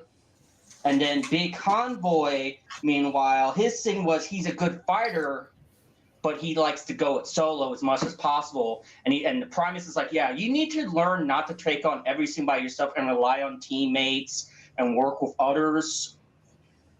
Now, he could joke with his colleagues. I mean, he could, when he's in downtown, he could be more of a jokester than be more personable than Leo. But I feel like his big thing was he's almost like the reverse of Leo. Like Leo, like I said, he had the military aspect, but not the civilian life aspect, whereas Big Convoy he was a fighter, but he was more like a street mindset. Like, he's going to solo it. He's going to take on everything. He doesn't want to rely or trust anybody, but he had that personal aspect. So they were kind of like both of them were like half of what G1 Optimus were. And he continued that tradition of, well, now they were both military officers of some sort, unlike Optimus Primal. So cool. I'll have to take your word for it because I haven't watched those shows. I just have the figures because the designs are cool. No, RJ And I Eagle have to say, says, be convoy. I agree with Fear or Courage. Prime losing his memory in TF Prime was very cool. Yeah, very interesting. That's sort of a way to kill him without killing him, basically, for a little bit. Mm-hmm. Well, as I quickly Googled, I came across a CBR article about every time Optimus Prime was killed in the Transformers movies. We'll get to that just one in a the little movies? bit. Just in the movies, but we'll get to that a bit later. So let's see. Times. How do you make an article out of 2 times? It's CBR. It's CBR. So other than IDW, what other comic books has Optimus Prime been featured in? Because there was Dreamwave for a short bit, and now there's the recent comic books. Okay, Dreamwave was pure 2000s edge, so good luck extracting anything consistent out of that. I think more about the art than the writing, because among other things, Pat Lee was a notorious copy-paster of his own work, so it oftentimes felt like he just made a bunch of general Optimus reaction images and would constantly use them whenever they needed him to react to something. But yeah. Caden say, hey, Caden, how's it going? What are your guys' thoughts on Earthspark? I think it's underrated. I didn't like it. I watched the first burst of episodes, and then I watched a little bit of the second one, and I was like, it's not for me. It's a little too juvenile, which is not a bad thing, but I was like, I'm not interested in keeping up with this. Which is a shame, because it's a very different, interesting status quo. So I'd be interested in knowing what happens, but not enough to sit through all the episodes. Now, I guess tying in Caden's comment to our topic, the version of Optimus in Earthspark almost seems similar to Orion Pax in the upcoming Transformers 1 movie. Now, is there kind of that idea of taking Optimus to be this more child-friendly character? Isn't everything with Transformers 1 more child-friendly? I think that's the intention, is it has some character that connects more with the younger audience. The Earthspark made an attempt. I didn't watch too much of it. As a matter of fact, I watched the Japanese version of it on YouTube because the animation's still really good. I just don't want to have to, I don't want to have these cringe moments. So I just kind of have it on in the background. It is entertaining just to look at it. But I think the Transformers 1 might take a little bit more of a serious tone with it. Kind of, again, I'm comparing it to the Super Mario movie and the Sonic movie. But yeah, definitely have a more kid-relatable character. Yeah. I hope it turns out like those, because those were okay in my book. So if it's one of those, I'm fine with that. RJ Eagle asks, have we talked about RID Prime yet? And then we did earlier, so you'll have to rewind and catch the earlier part. And for everyone watching us later, please like our videos, subscribe to the channel, and support us on Patreon. And everyone else who's also has channels in the descriptions. So we've talked about IDW Prime. Now, what about the recent comic books that have been out for the last couple months? What would we say about that version of Optimus? I think we had said, he kind of gets back to that bio by Bob. I cannot say his last name. And how he gets back to that, he's very gentle. There's that scene very early on, the first or second issue, where he inadvertently steps on the deer. Mm-hmm. And that was, even in the cartoon, you didn't necessarily get that aspect of him being very sensitive to life, or at least not to that of extreme. Exactly. And that's been something people have latched on to. And then the fact that he's like, I'm just going to carry around Gitron's, lopped off gun arm, in my trailer for how long? That's if you think about it in hindsight, that's kind of effed up. Yeah. This version of Optimus, he knows wrestling moves and he uses them frequently. That's not a character beat, but he does a particularly memorable suplex against Devastator. Against Devastator? Yeah. Yep. Yeah, catches him, Devastator's about ready to step on him, and I think he catches his foot, and then it's like, boom. Yeah. You know what? To be honest, why is it? It seems I'm the only person that realizes that Devastator is the weakest combiner that exists out of the whole franchise. Yeah. Okay, you shut your whore Wasn't he the mouth to start first off one? with. All right. Well, okay, now think about it, because now he just said Optimus. So twice Optimus has taken out Devastator, once in G1 with just his arm and a gun, and and now he's giving him a suplex. Superion and Omega Supreme took him out. Bruticus took him out. Minosaur took him out. Perceptor took him out, and Carly. Out of everyone, Carly also defeated him, and Rumble and Frenzy in the movie. So Carly was there for it in the recent comic, so she's the human most involved in that fight. And the Dinobots. So when has Devastator won a battle? That's a skill testing question. Torwarp's not answering.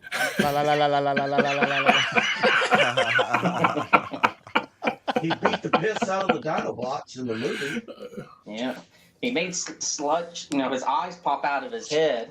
Yeah, but it was kind of a fair battle though because he was struggling to pick up Sludge, I believe. So it was kind of a fair battle between the two.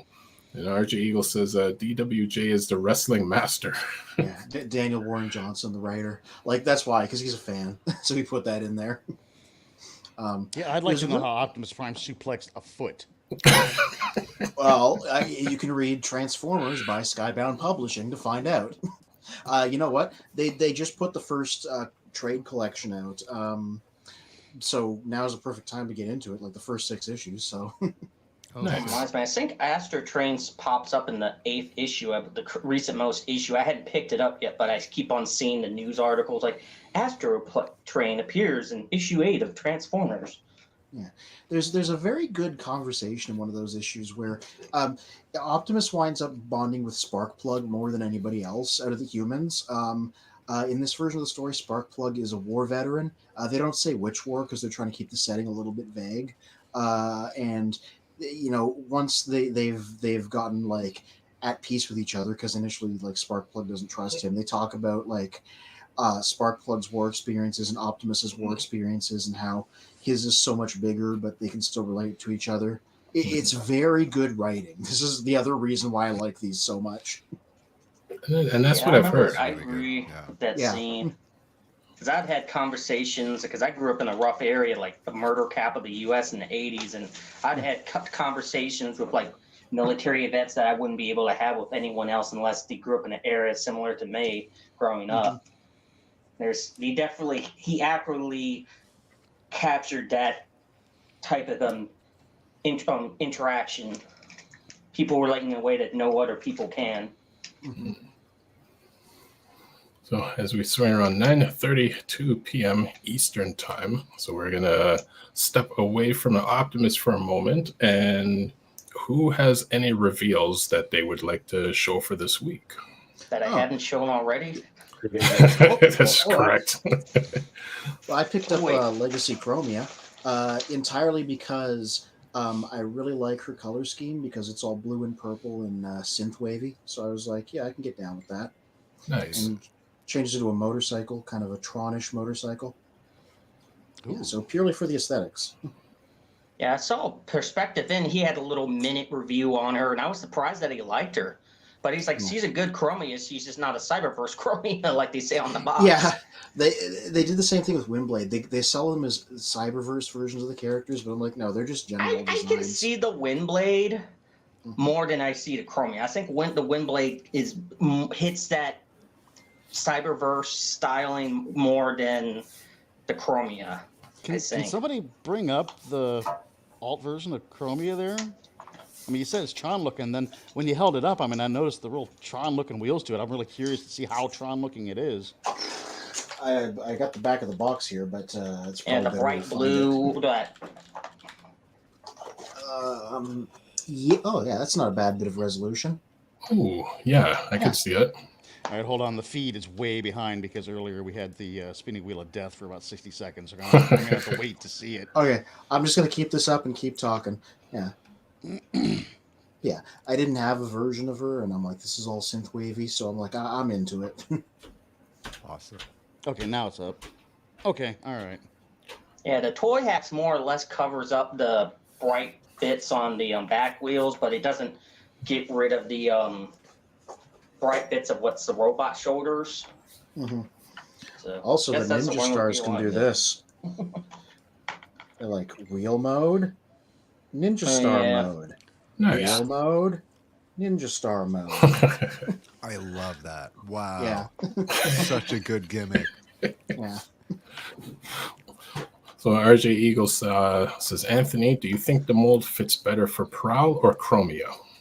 Definitely Chromia. Because to be clear, this is a retool. It was originally a new version of Transformers animated Prowl, who was a motorcycle, and they've just also turned it into Chromia, which is why she has Ninja Stars, because Prowl had Ninja Stars. I like it better as this. And Professor D says, hey, y'all, was just trying to make it on cam but can't, so just need to say happy Mother's Day, Mom, and everyone's mom had a blast with you today. So sending out to his mom, sending this out to all the moms out there.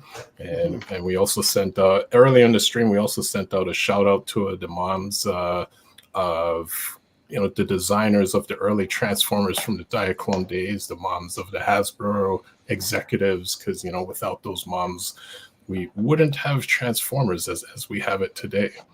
And all the moms who bought us Transformers as kids. Which then I wonder, should we tie in with last week's episode and also give a shout out to President Reagan's mom, for allowing him to. Yeah. I don't know. Yeah. A lot of people who might not have that opinion. This is true. But the opinions expressed on the Children of Primus. The RJ Eagle says are our opinions. Mm-hmm. This is correct. We all can have opinions. We don't all have to agree with them.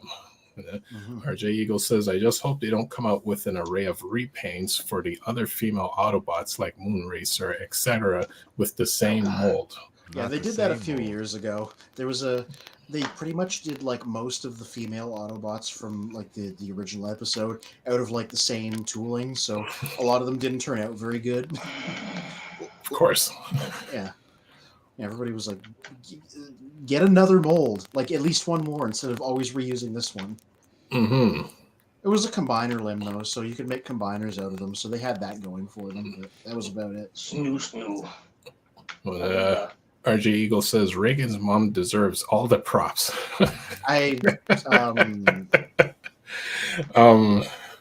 Yeah. So over on the Children of Primus Facebook group page, Shiva Kobe has posted her comic that she's working on. And so this is the first panel here, and actually I'll give it a full screen. Is that Legacy Blitzwing? And yeah. This is great for so many reasons. Number one, I'm looking at that Lego tree. I forget what set that's from, but that tree brings back so many memories. Oh, I had that Lego tree when I was a little boy. So I think that's their standard tree, Lego tree, for for forever. Sick. Actually, you know what? I'm going to hire two of you at the moment. So who wants to take the role of Blitzwing and who wants to take the role of the person standing in the grass? I'll be the person standing in the grass.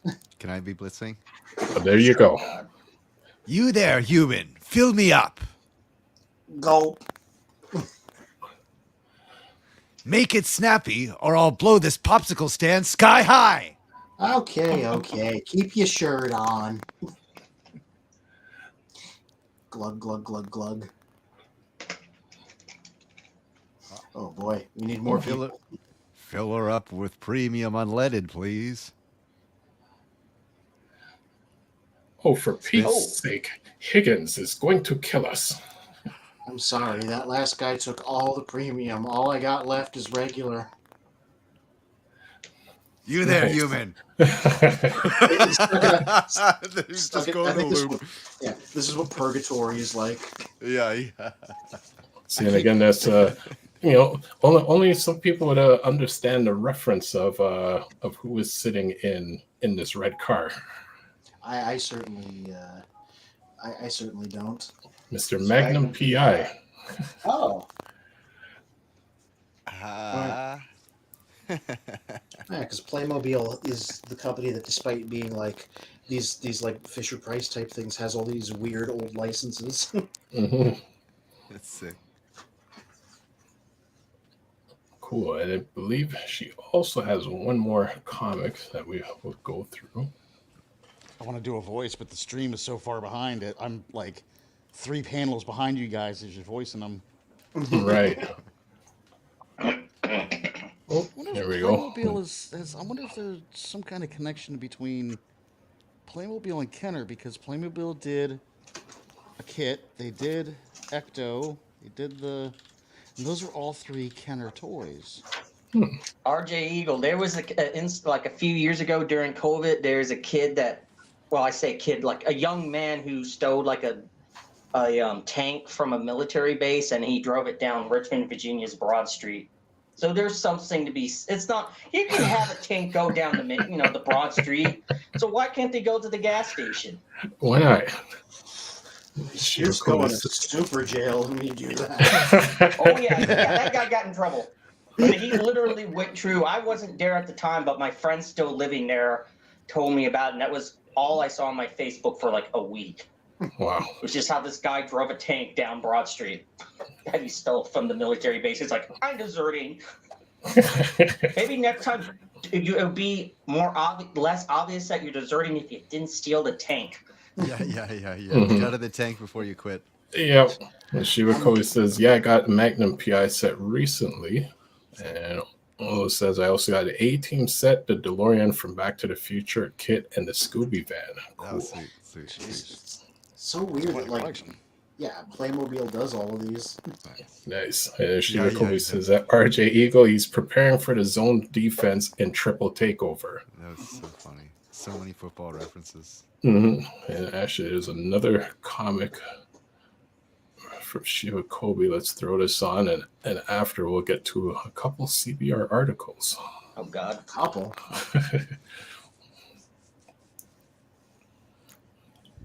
Oh God, that RC is small. I want to find out who else Hot Rod's been cheating on me with. You got it.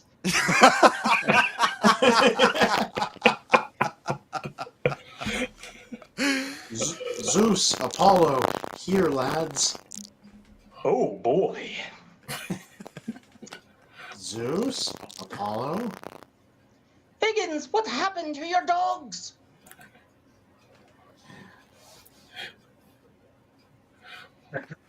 There is no Did Zeus, all of that. only Zool. This is what we do when we don't know what any of these characters sound like. You've never seen Ham it up. Ghostbusters? That was a good one. Okay, so now I said a couple CBR articles. Bring the pain on. Bring on the need for alcoholism. Well, we have 15 minutes, so there's actually about 3 articles. Oh, so God. that's Now it's 3?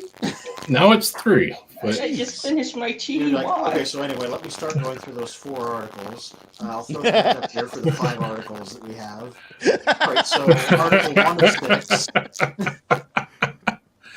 Shiva Koi says, I have Siege Astral Train and I have a photo comic with Blitzwing. I just have to get it ready.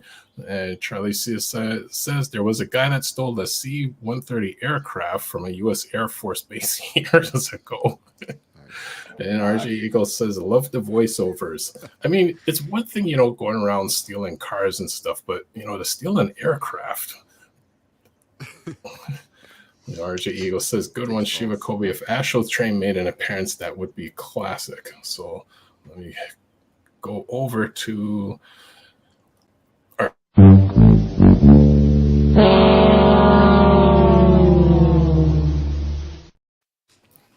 like how it cut you off.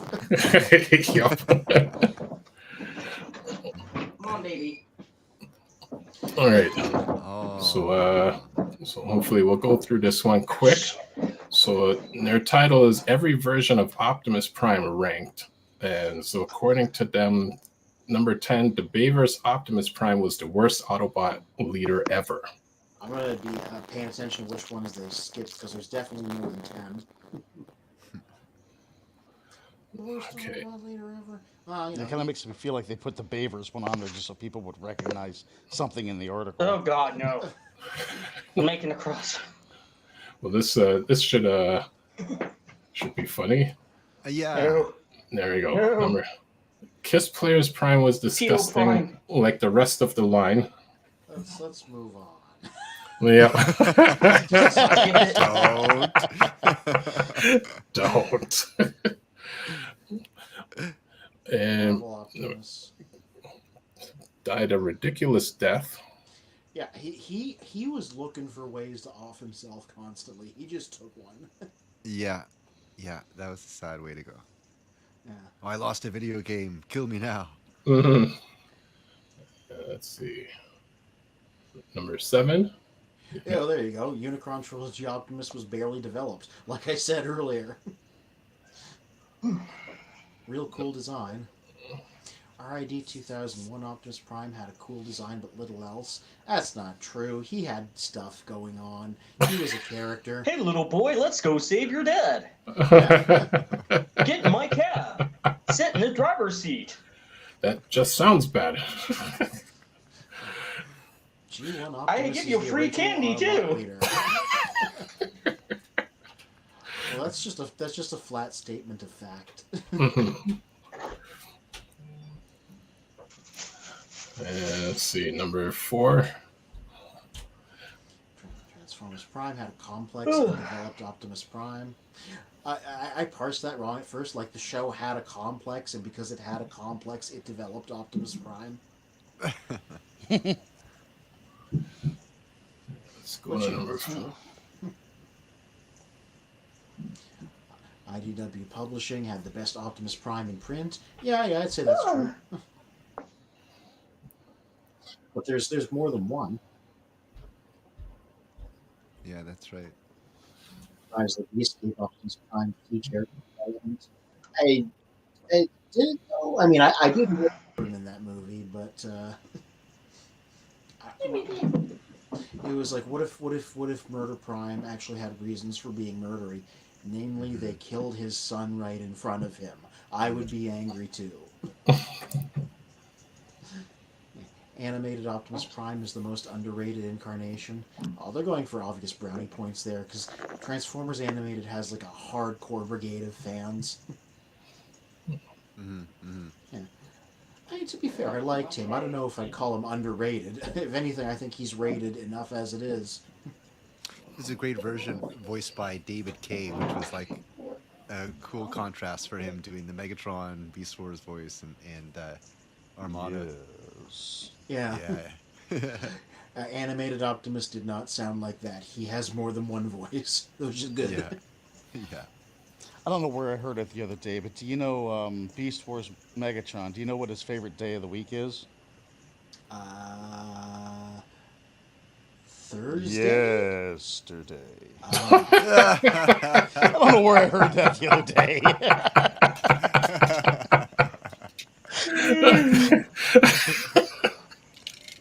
All right. Another article from CBR. Transformers 25 best quotes from Optimus Prime. If the number one quote isn't, if there's a thin line between being a hero and being a memory, I'm going to find out where the headquarters of this company is. Thank you. Let's see. Number 25. You must protect the planet. That's okay. That's a tall an odd order. Choice. Yeah. That's a tall order for a little guy there. 24. Now all we need is a little energon and a lot of luck. More than you. Oh shit! I forget the line. More than you can imagine. know, Prime. Yeah. Oh, brain fart. So my problem with these first of all, is these are bits of plot instead of like quotes. Well, They're like establishing things, you know. Yeah, that's right. Well, remember where this article is coming from. And Shiva Kobe says David Kay was a radio host in Vancouver for years. I know his voice very well, so I knew exactly who was voicing Beast Wars Megatron. What? That's awesome. RJ Eagle says, I didn't see Animated Prime as much of a leader. I would prefer Magnus or even Sentinel Prime in the animated series. The important thing about animated Optimus is they did the Optimus Primal thing again. He was not the leader of all Autobots. He was the leader of a small crew that happened to get thrown into a situation. Yeah, but in animated, I mean, I might be remembering it wrong, but in animated, wasn't either Ultra Magnus or Sentinel like super full of themselves and... Sentinel was full of himself. Ultra Magnus was just kind of a detached bureaucrat with a big hammer, but still. Number 23, according to CBR, we've suffered losses, but we've not lost a war. Bold of them to remember anything that happened in the last night. Right. Number 22, we cannot let the humans pay for our mistakes. Movie quote. Steve Jablonski in the background. 21, as long as power flows through any of my circuits. Okay, what's the back half of that? Yeah, right? There it is. As long as power right flows there. through my circuits. Yeah. Mm. Go back up. Go back up. A little bit. There we go. Right there. As long as power flows through any of my circuits, Megatron, I'll fight you. There you go. There's the other half of it. Number 20, I will never stop fighting for our freedom. They're really including quotes from War for Cybertron in here? Yeah. Well, then, if it's a quote from War for Cybertron, it's, I will never stop. Yeah. There should be ellipses Fighting. between every one of them. For our freedom. You kind of giving him a Shatner delivery. Yeah, that's exactly what I was thinking. And let's see, number 19, do not forget what you've learned of our past. And Rodimus, from its lessons, the future is forged. oh, okay, that's a good quote. Mm-hmm. Number 18, humans would absolutely bring more harm than good. I agree. Summon the meteor. Detected. This must have been from the latest movie there. Number 17, actually, let's see. Even if you defeat me, Megatron, others will rise to defeat your tyranny. Glad they threw something in from Devastation. And number 16, freedom is the right of all sentient beings. It's weird that That that's... should have been lower. Mm-hmm. Yeah, that's weird. Yeah. That's not yeah. lower on the list there. Interesting bit of trivia there with that, right? That's his old tech specs bio, but it wasn't until the 2007 movie that he said that out loud in something. And it was voted on because there was a contest at the time where you got to write a line of dialogue for Optimus, and there was, that was the thing that wound up getting won because I guess people were sensibly like, well, he's never said that out loud, so let's make him say it out loud in the movie. Well, let's see what ends up being the other 15. Yeah. So, fate rarely calls upon us at a moment of our choosing. You know how I remember that one so well because they used that in the trailer for Revenge of the Fallen, so it was like it was before all the movies at that point.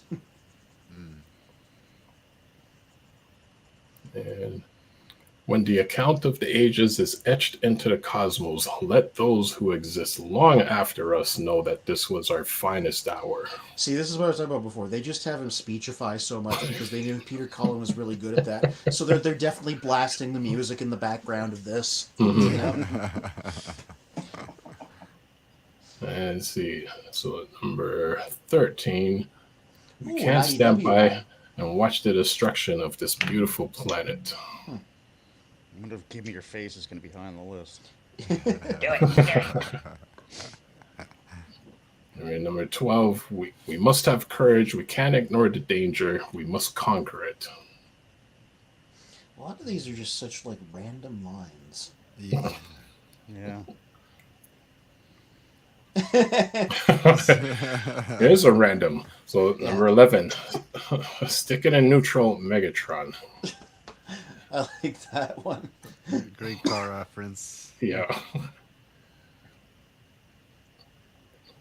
And let's see, where are we? Number 10. Remember this. You may lose your faith in us, but never in yourselves. Pretty sure that was a trailer line too. I think these guys watched the trailers for these when they were pulling these quotes. Wow. Probably. Number 9. Thrones are for Decepticons. Besides, I'd rather roll. I was like, I don't remember him saying that in the movies. Nope. But like, no, the image doesn't have anything to do with the quote source. Number 8. Sometimes even the wisest of man or machine can make an error. You know what? You know what I've been noticing as we've been going? It's really inconsistent how they cite these.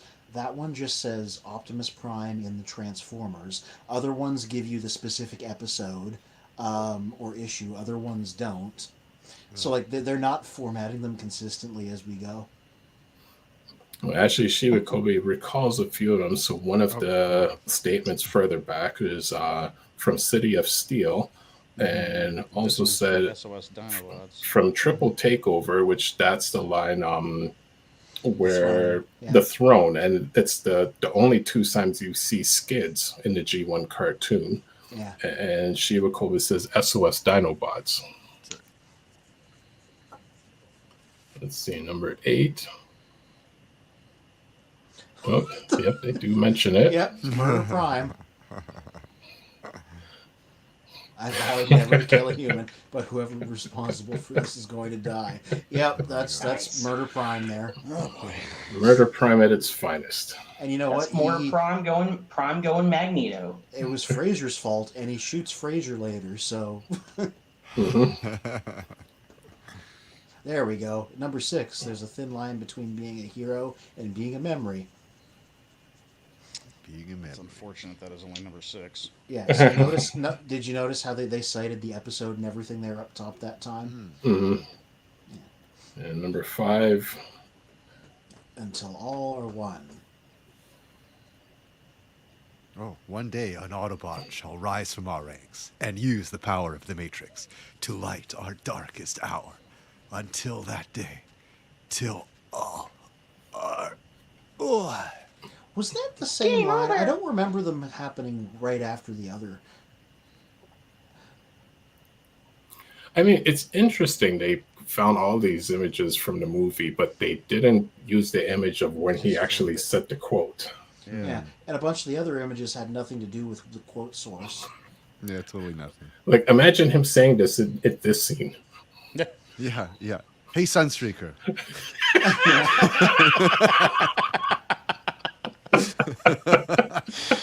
Oh yeah, like Prime. That's cool. Yeah, exactly. This is a long journey, Prime. Yeah. The Dinobots would be like, "What? Here, what? You know, what's Prime saying? I don't know. Let's just jump." Just turns the radio on. Yep.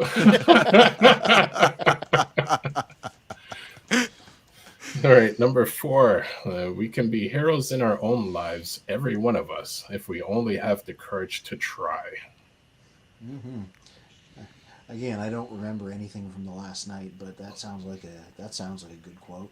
It's a conversation Deceptikitty and I had earlier. I don't think anyone remembers or were clearly trying to just forget the last night existed. I remember Anthony Hopkins because he had such a bizarre performance that whole movie and was clearly just doing whatever he wanted.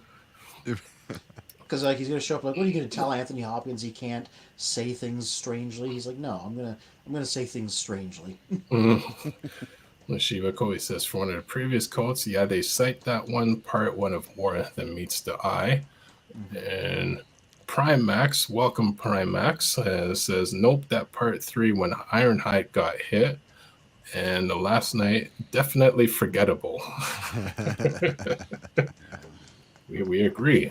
Please subscribe and thank you for checking us out. I think that's the only live action Transformer movie I hadn't seen is The Last Night. You're not missing anything. I I've only literally seen fell 3. asleep, and I know I didn't miss anything. I've only seen the first 3 and I stopped. Mm-hmm. I had only seen the first 2. And then Orlati said, "Oh no, you gotta see the 3rd one." And I watched it and I went, "Oh my god!"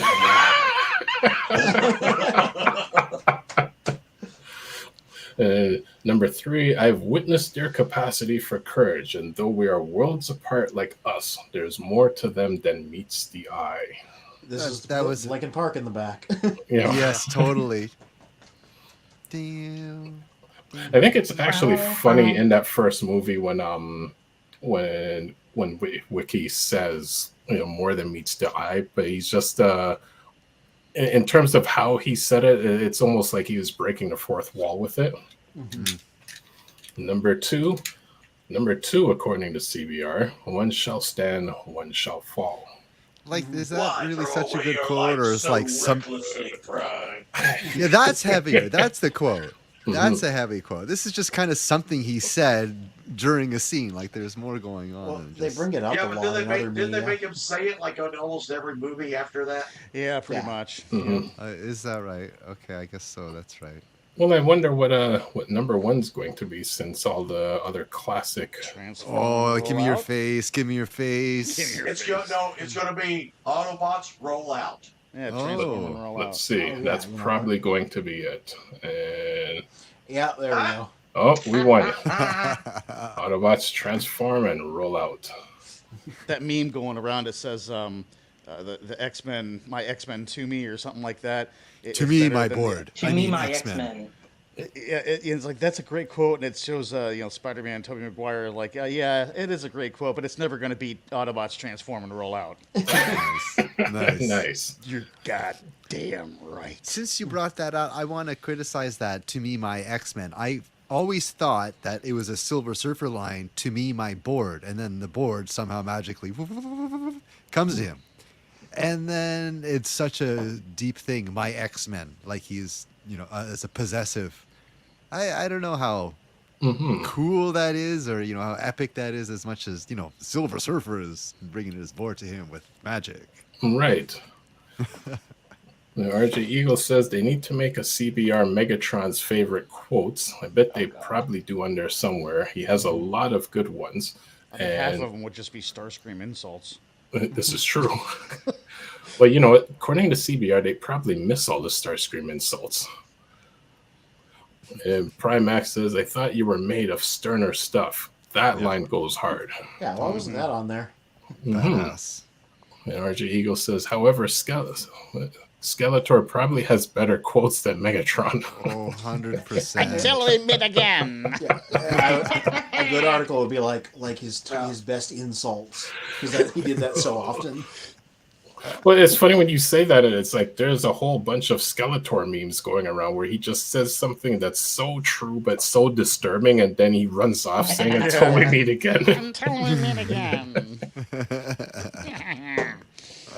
All right, I so just had one that I was surprised wasn't on there, and I'm trying to think of what it was because I got to do a sneezing fit and I forgot it. I ran on my brain. Sneezing will come back to you. Maybe.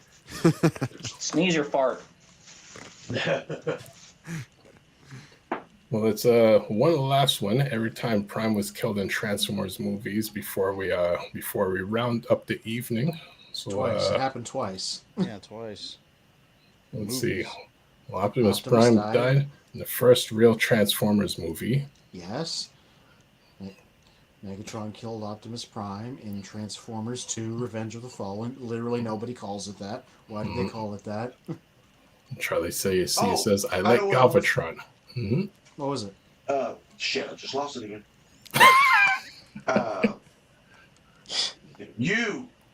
You who are without mercy, now plead for it. I thought you were made of sterner stuff. Yeah. Mm-hmm. How did they miss that? Boy, I hope somebody got fired for that blunder. Mm-hmm. And see, Megatron killed Optimus Prime in Transformers 2: Revenge of the Fallen.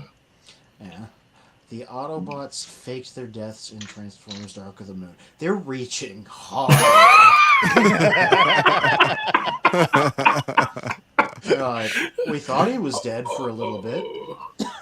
The Autobots faked their deaths. Wow. And Charlie C says, I like Galvatron's This Is Bad Comedy. This is bad comedy. Well, I would say whoever wrote this article, which I know we could go back and find the name, but I won't call it out. I'm guessing they would think that the Autobots faked their death as well when Sean Berger was sent them towards the sun, which they stole the idea from for that movie. Wait, Megatron's son? master I plan. heard part of my name. Son, what? And Quintessa turned Optimus Prime into Nemesis Prime in Transformers: The Last Night. That is not a death. That is mind control. That is something else. Every time Optimus Prime went to his stasis lock in the Transformers movie. And he flew While off stasis after lock 4 is and not the was- same as death. He flew off It's at like 4 being and in a looked like coma. he was dead in space, but he wasn't. And other notable times Optimus Prime died in the Transformers franchise. And as they wrote, Optimus Prime has died so many times in the Transformers all-media franchise that it's almost meme-worthy, including Almost. some particularly haunting deaths in the comic. Notably, he died in Transformers Headmaster when he was fused with the essence of Vector Sigma and the heart of Cybertron. And this time he stayed dead until Return Convoy, when Dark Nova resurrected him as False Convoy, and he was soon restored to his original historic personality in this new form, Star Convoy. That's a little bit wrong. False Convoy was a duplicate. It wasn't like him. Wow. And you know what we say about that?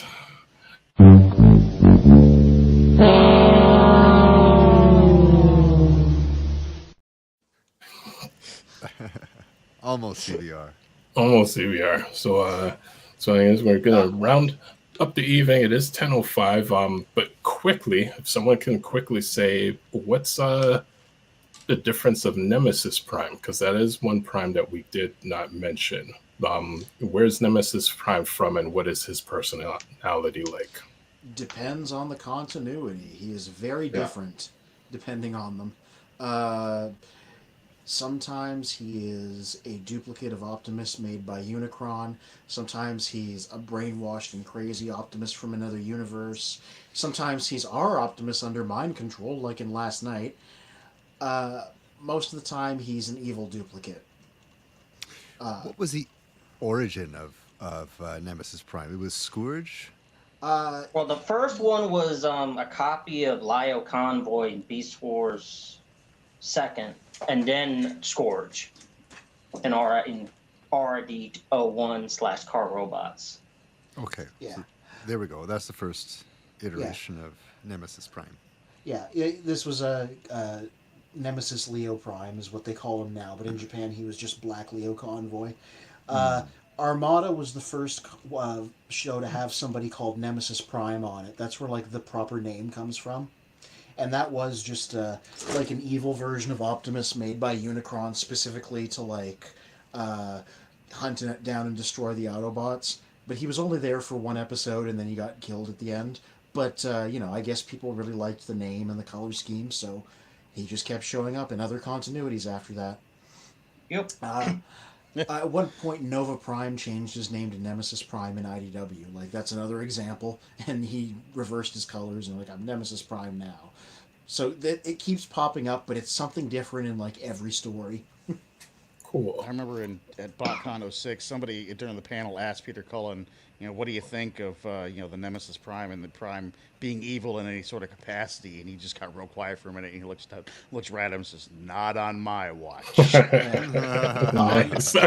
Usually it's not literally him. Right? So I know, Mr. Magnus, I know you're about to sign off before all the rest of us sign off. So what do you have coming up, I know, in next month and before that? Next week I will not be here because I'll be down in Florida.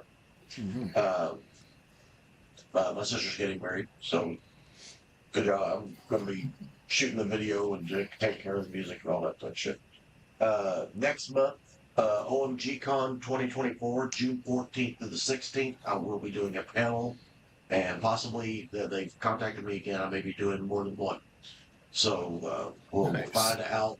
That they've had a couple of cancellations, and so they're trying to fill some slots, and they asked if I would do something else. So I may actually be doing more than one. But we're definitely doing the one on Extreme Collecting on Sunday. Me and Pete Sims will be in there talking about this collection, his collection, and the do's and don'ts. Big Q&A. There'll be a lot of things on display. A lot of things from this room will be on display. Nice. And we're going to have a good time with it. It's a great con if you're in the area. Like I said, June 14th through the 16th. Come on in. If any of you guys want to come down for it, I got places for you to stay. 15 minutes away from it. So. Sweet. Sweet. SETTOM Block Arts, what do you have coming up for the week? If this Tuesday, if they have us doing a new project, then I'll be doing a new art project. Otherwise, I'll probably, because I'm caught up on all the SETTOM Block art projects posts on Instagram, I might actually post up to the more Transformers and Anime Girls minded Instagram. If not before Tuesday, but if it's another free day, I'll probably be doing that Tuesday, if not beforehand, and getting caught up on comics, the usual stuff. Cool. Deceptikitty, what say you for the upcoming week? Yeah. I had plans, but I guess I'll figure it out when it comes. I'm having a little bit of a brain fart. It's been a long week as it is. You're mentally constipated. A little bit mental constipation, so I'm going to relieve some of that in the next couple of days, I suppose, and then get the rest of the week going. Well, RJ Eagle says, I'm assuming next week's episode will be about the different Megatrons. We actually did that the week before. So anyone who wants to find out what we spoke about the Megatrons, subscribe to our channel, like our videos, go through our roster, and we have spoken about Megatrons. And you went back in time and made your suggestion happen already. Yeah, maybe put up a community tab on YouTube, and on the Discord and on the Facebook page. Maybe you just put up a vote, like, okay, what would be some Decepticons you want to see in this? So, like, I'm thinking Starscream, what Shockwave, Soundwave would be the major ones. Maybe Grimlock could be one that he has a lot of variations. Grimlock. That's true. That's for the characters that've been around since. Yeah, I would think Autobot wise, Grimlock's the first one because he has a Beast Wars version. I don't know if he's in. Was he in animated at all? Yeah. Okay, so. And then wasn't there a Grimlock that was like a green, like a grass green construction vehicle? Yeah, from Robots in Disguise. There were some random name slaps in that show. That's something we didn't get into. Then you had the RID 2015 Grimlock. Well, you know what? We'll, in the upcoming weeks, we'll feature Grimlock. And Toy Work, over to you. What do you have coming up for the next week? Or for this week? Part of what I wanted to show off was... Yes. Okay, mind you guys, and I know I've explained this before, I'll explain it shortly again. I just do G1 Transformers, and I mainly do box G1 Transformers. I don't get to buy that stuff every week. So this week, what I came across was these Hardee's cups from 1990. Hardee's had a tie-in with the Days of Thunder movie. And actually, as I uncovered these, I actually uncovered a treasure trove of information about how Hardee's tied into Days of Thunder and what cars they used for the commercial and like all sorts of nifty stuff. So over on Cruisers Motorsports, there will be another video tying into the Days of Thunder stuff, which I always do well over on Cruisers. And also this week on Toy Warp, I'm going to be releasing the Bigfoot retrospective. Nice. Nice. Awesome stuff. Cool. And over to you, Fear or Courage. What do you have coming up for the week? Well, the website is currently down for maintenance, so once it's back up, I will have my review of Gears ready to go. That's just in the queue, waiting to, yeah. I got its Wavemate Shard. Yeah. I've seen the Chromia, but I hadn't seen Gears yet. I keep on missing them. Yeah. After that, Anthony, I will get your Wheeljack hopefully in the mail before I go to Florida. It's just been hectic as hell these last 2 weeks here, trying to get everything ready for the shipment. I'm not going to complain about it taking a while to put a free robot in the mail. So, yeah. Speaking of that Origins Wheeljack, I don't know if it's still going on for sale price on Target.com, but it's something like before tax, it's like 20% off. So it's like after tax, it's like 30 and some change. So basically, you're paying, like you're getting $5 off or something if you get it online, and you can manage to get it delivered to a Target you live near to pick up. Because I might do that this come Wednesday if it's still going on sale. But We're that gonna just go came to see- mind. Sorry. Yeah, cool. I was going to say, yeah, this week we're going to go see that Transformers 40th anniversary thingy-ma-doo. Mm-hmm. Yeah, that's what's happening this week. That is what's happening this Did week. you guys manage to connect with that? We're still working on They're it. actually doing it in my town next week. Of course, I'm going to be in Florida. Oh, of course. They're showing it in Brandon. That's where I have to go. I have to go 45 minutes away from my house to the closest place that's doing it. But they're showing it in Brandon. Okay. Cool. Well, we should all, cause I know we're still trying to figure out the logistics on that, but we should all, take Hey, shots Siri, or how far away is little Brandon from video. Florida? We'll figure it out. It's going to be, for me, like, this is pretty big, right? And, like, we were going to go to something like 50, 60 kilometers away from me. And I'd be totally down for the track. Yeah. Cool. It's 2 hours? Brandon's 2 hours and 45 minutes away from where I'm going to be at. So I won't meet you there. My journey's going to take 2 hours. I guess, it'll be fun. It's Mhm. Yeah, it's going to be 20 minutes from this house. Yeah, I don't blame Well, there's you. there's a theater It's in 15 minutes from Owensboro. me. There's a theater 15 minutes from me, but just to make it convenient for all of us to get together in one place, I'm gonna go the 2-hour one. Well, that is the plan. Well, I guess we've got everything wrapped up for the evening. Mm-hmm. All right. Well, and always thank you guys for coming out, and thank you to anyone watching who is a mom. Happy Mother's Day to you and everyone. And thank you for everyone in the comments. Please like the video, subscribe to the channel, support us on Patreon, and check out all the other channels in our description. And as we say at the end, till all are one. Till all our Till all G1s. are one. Till all are one.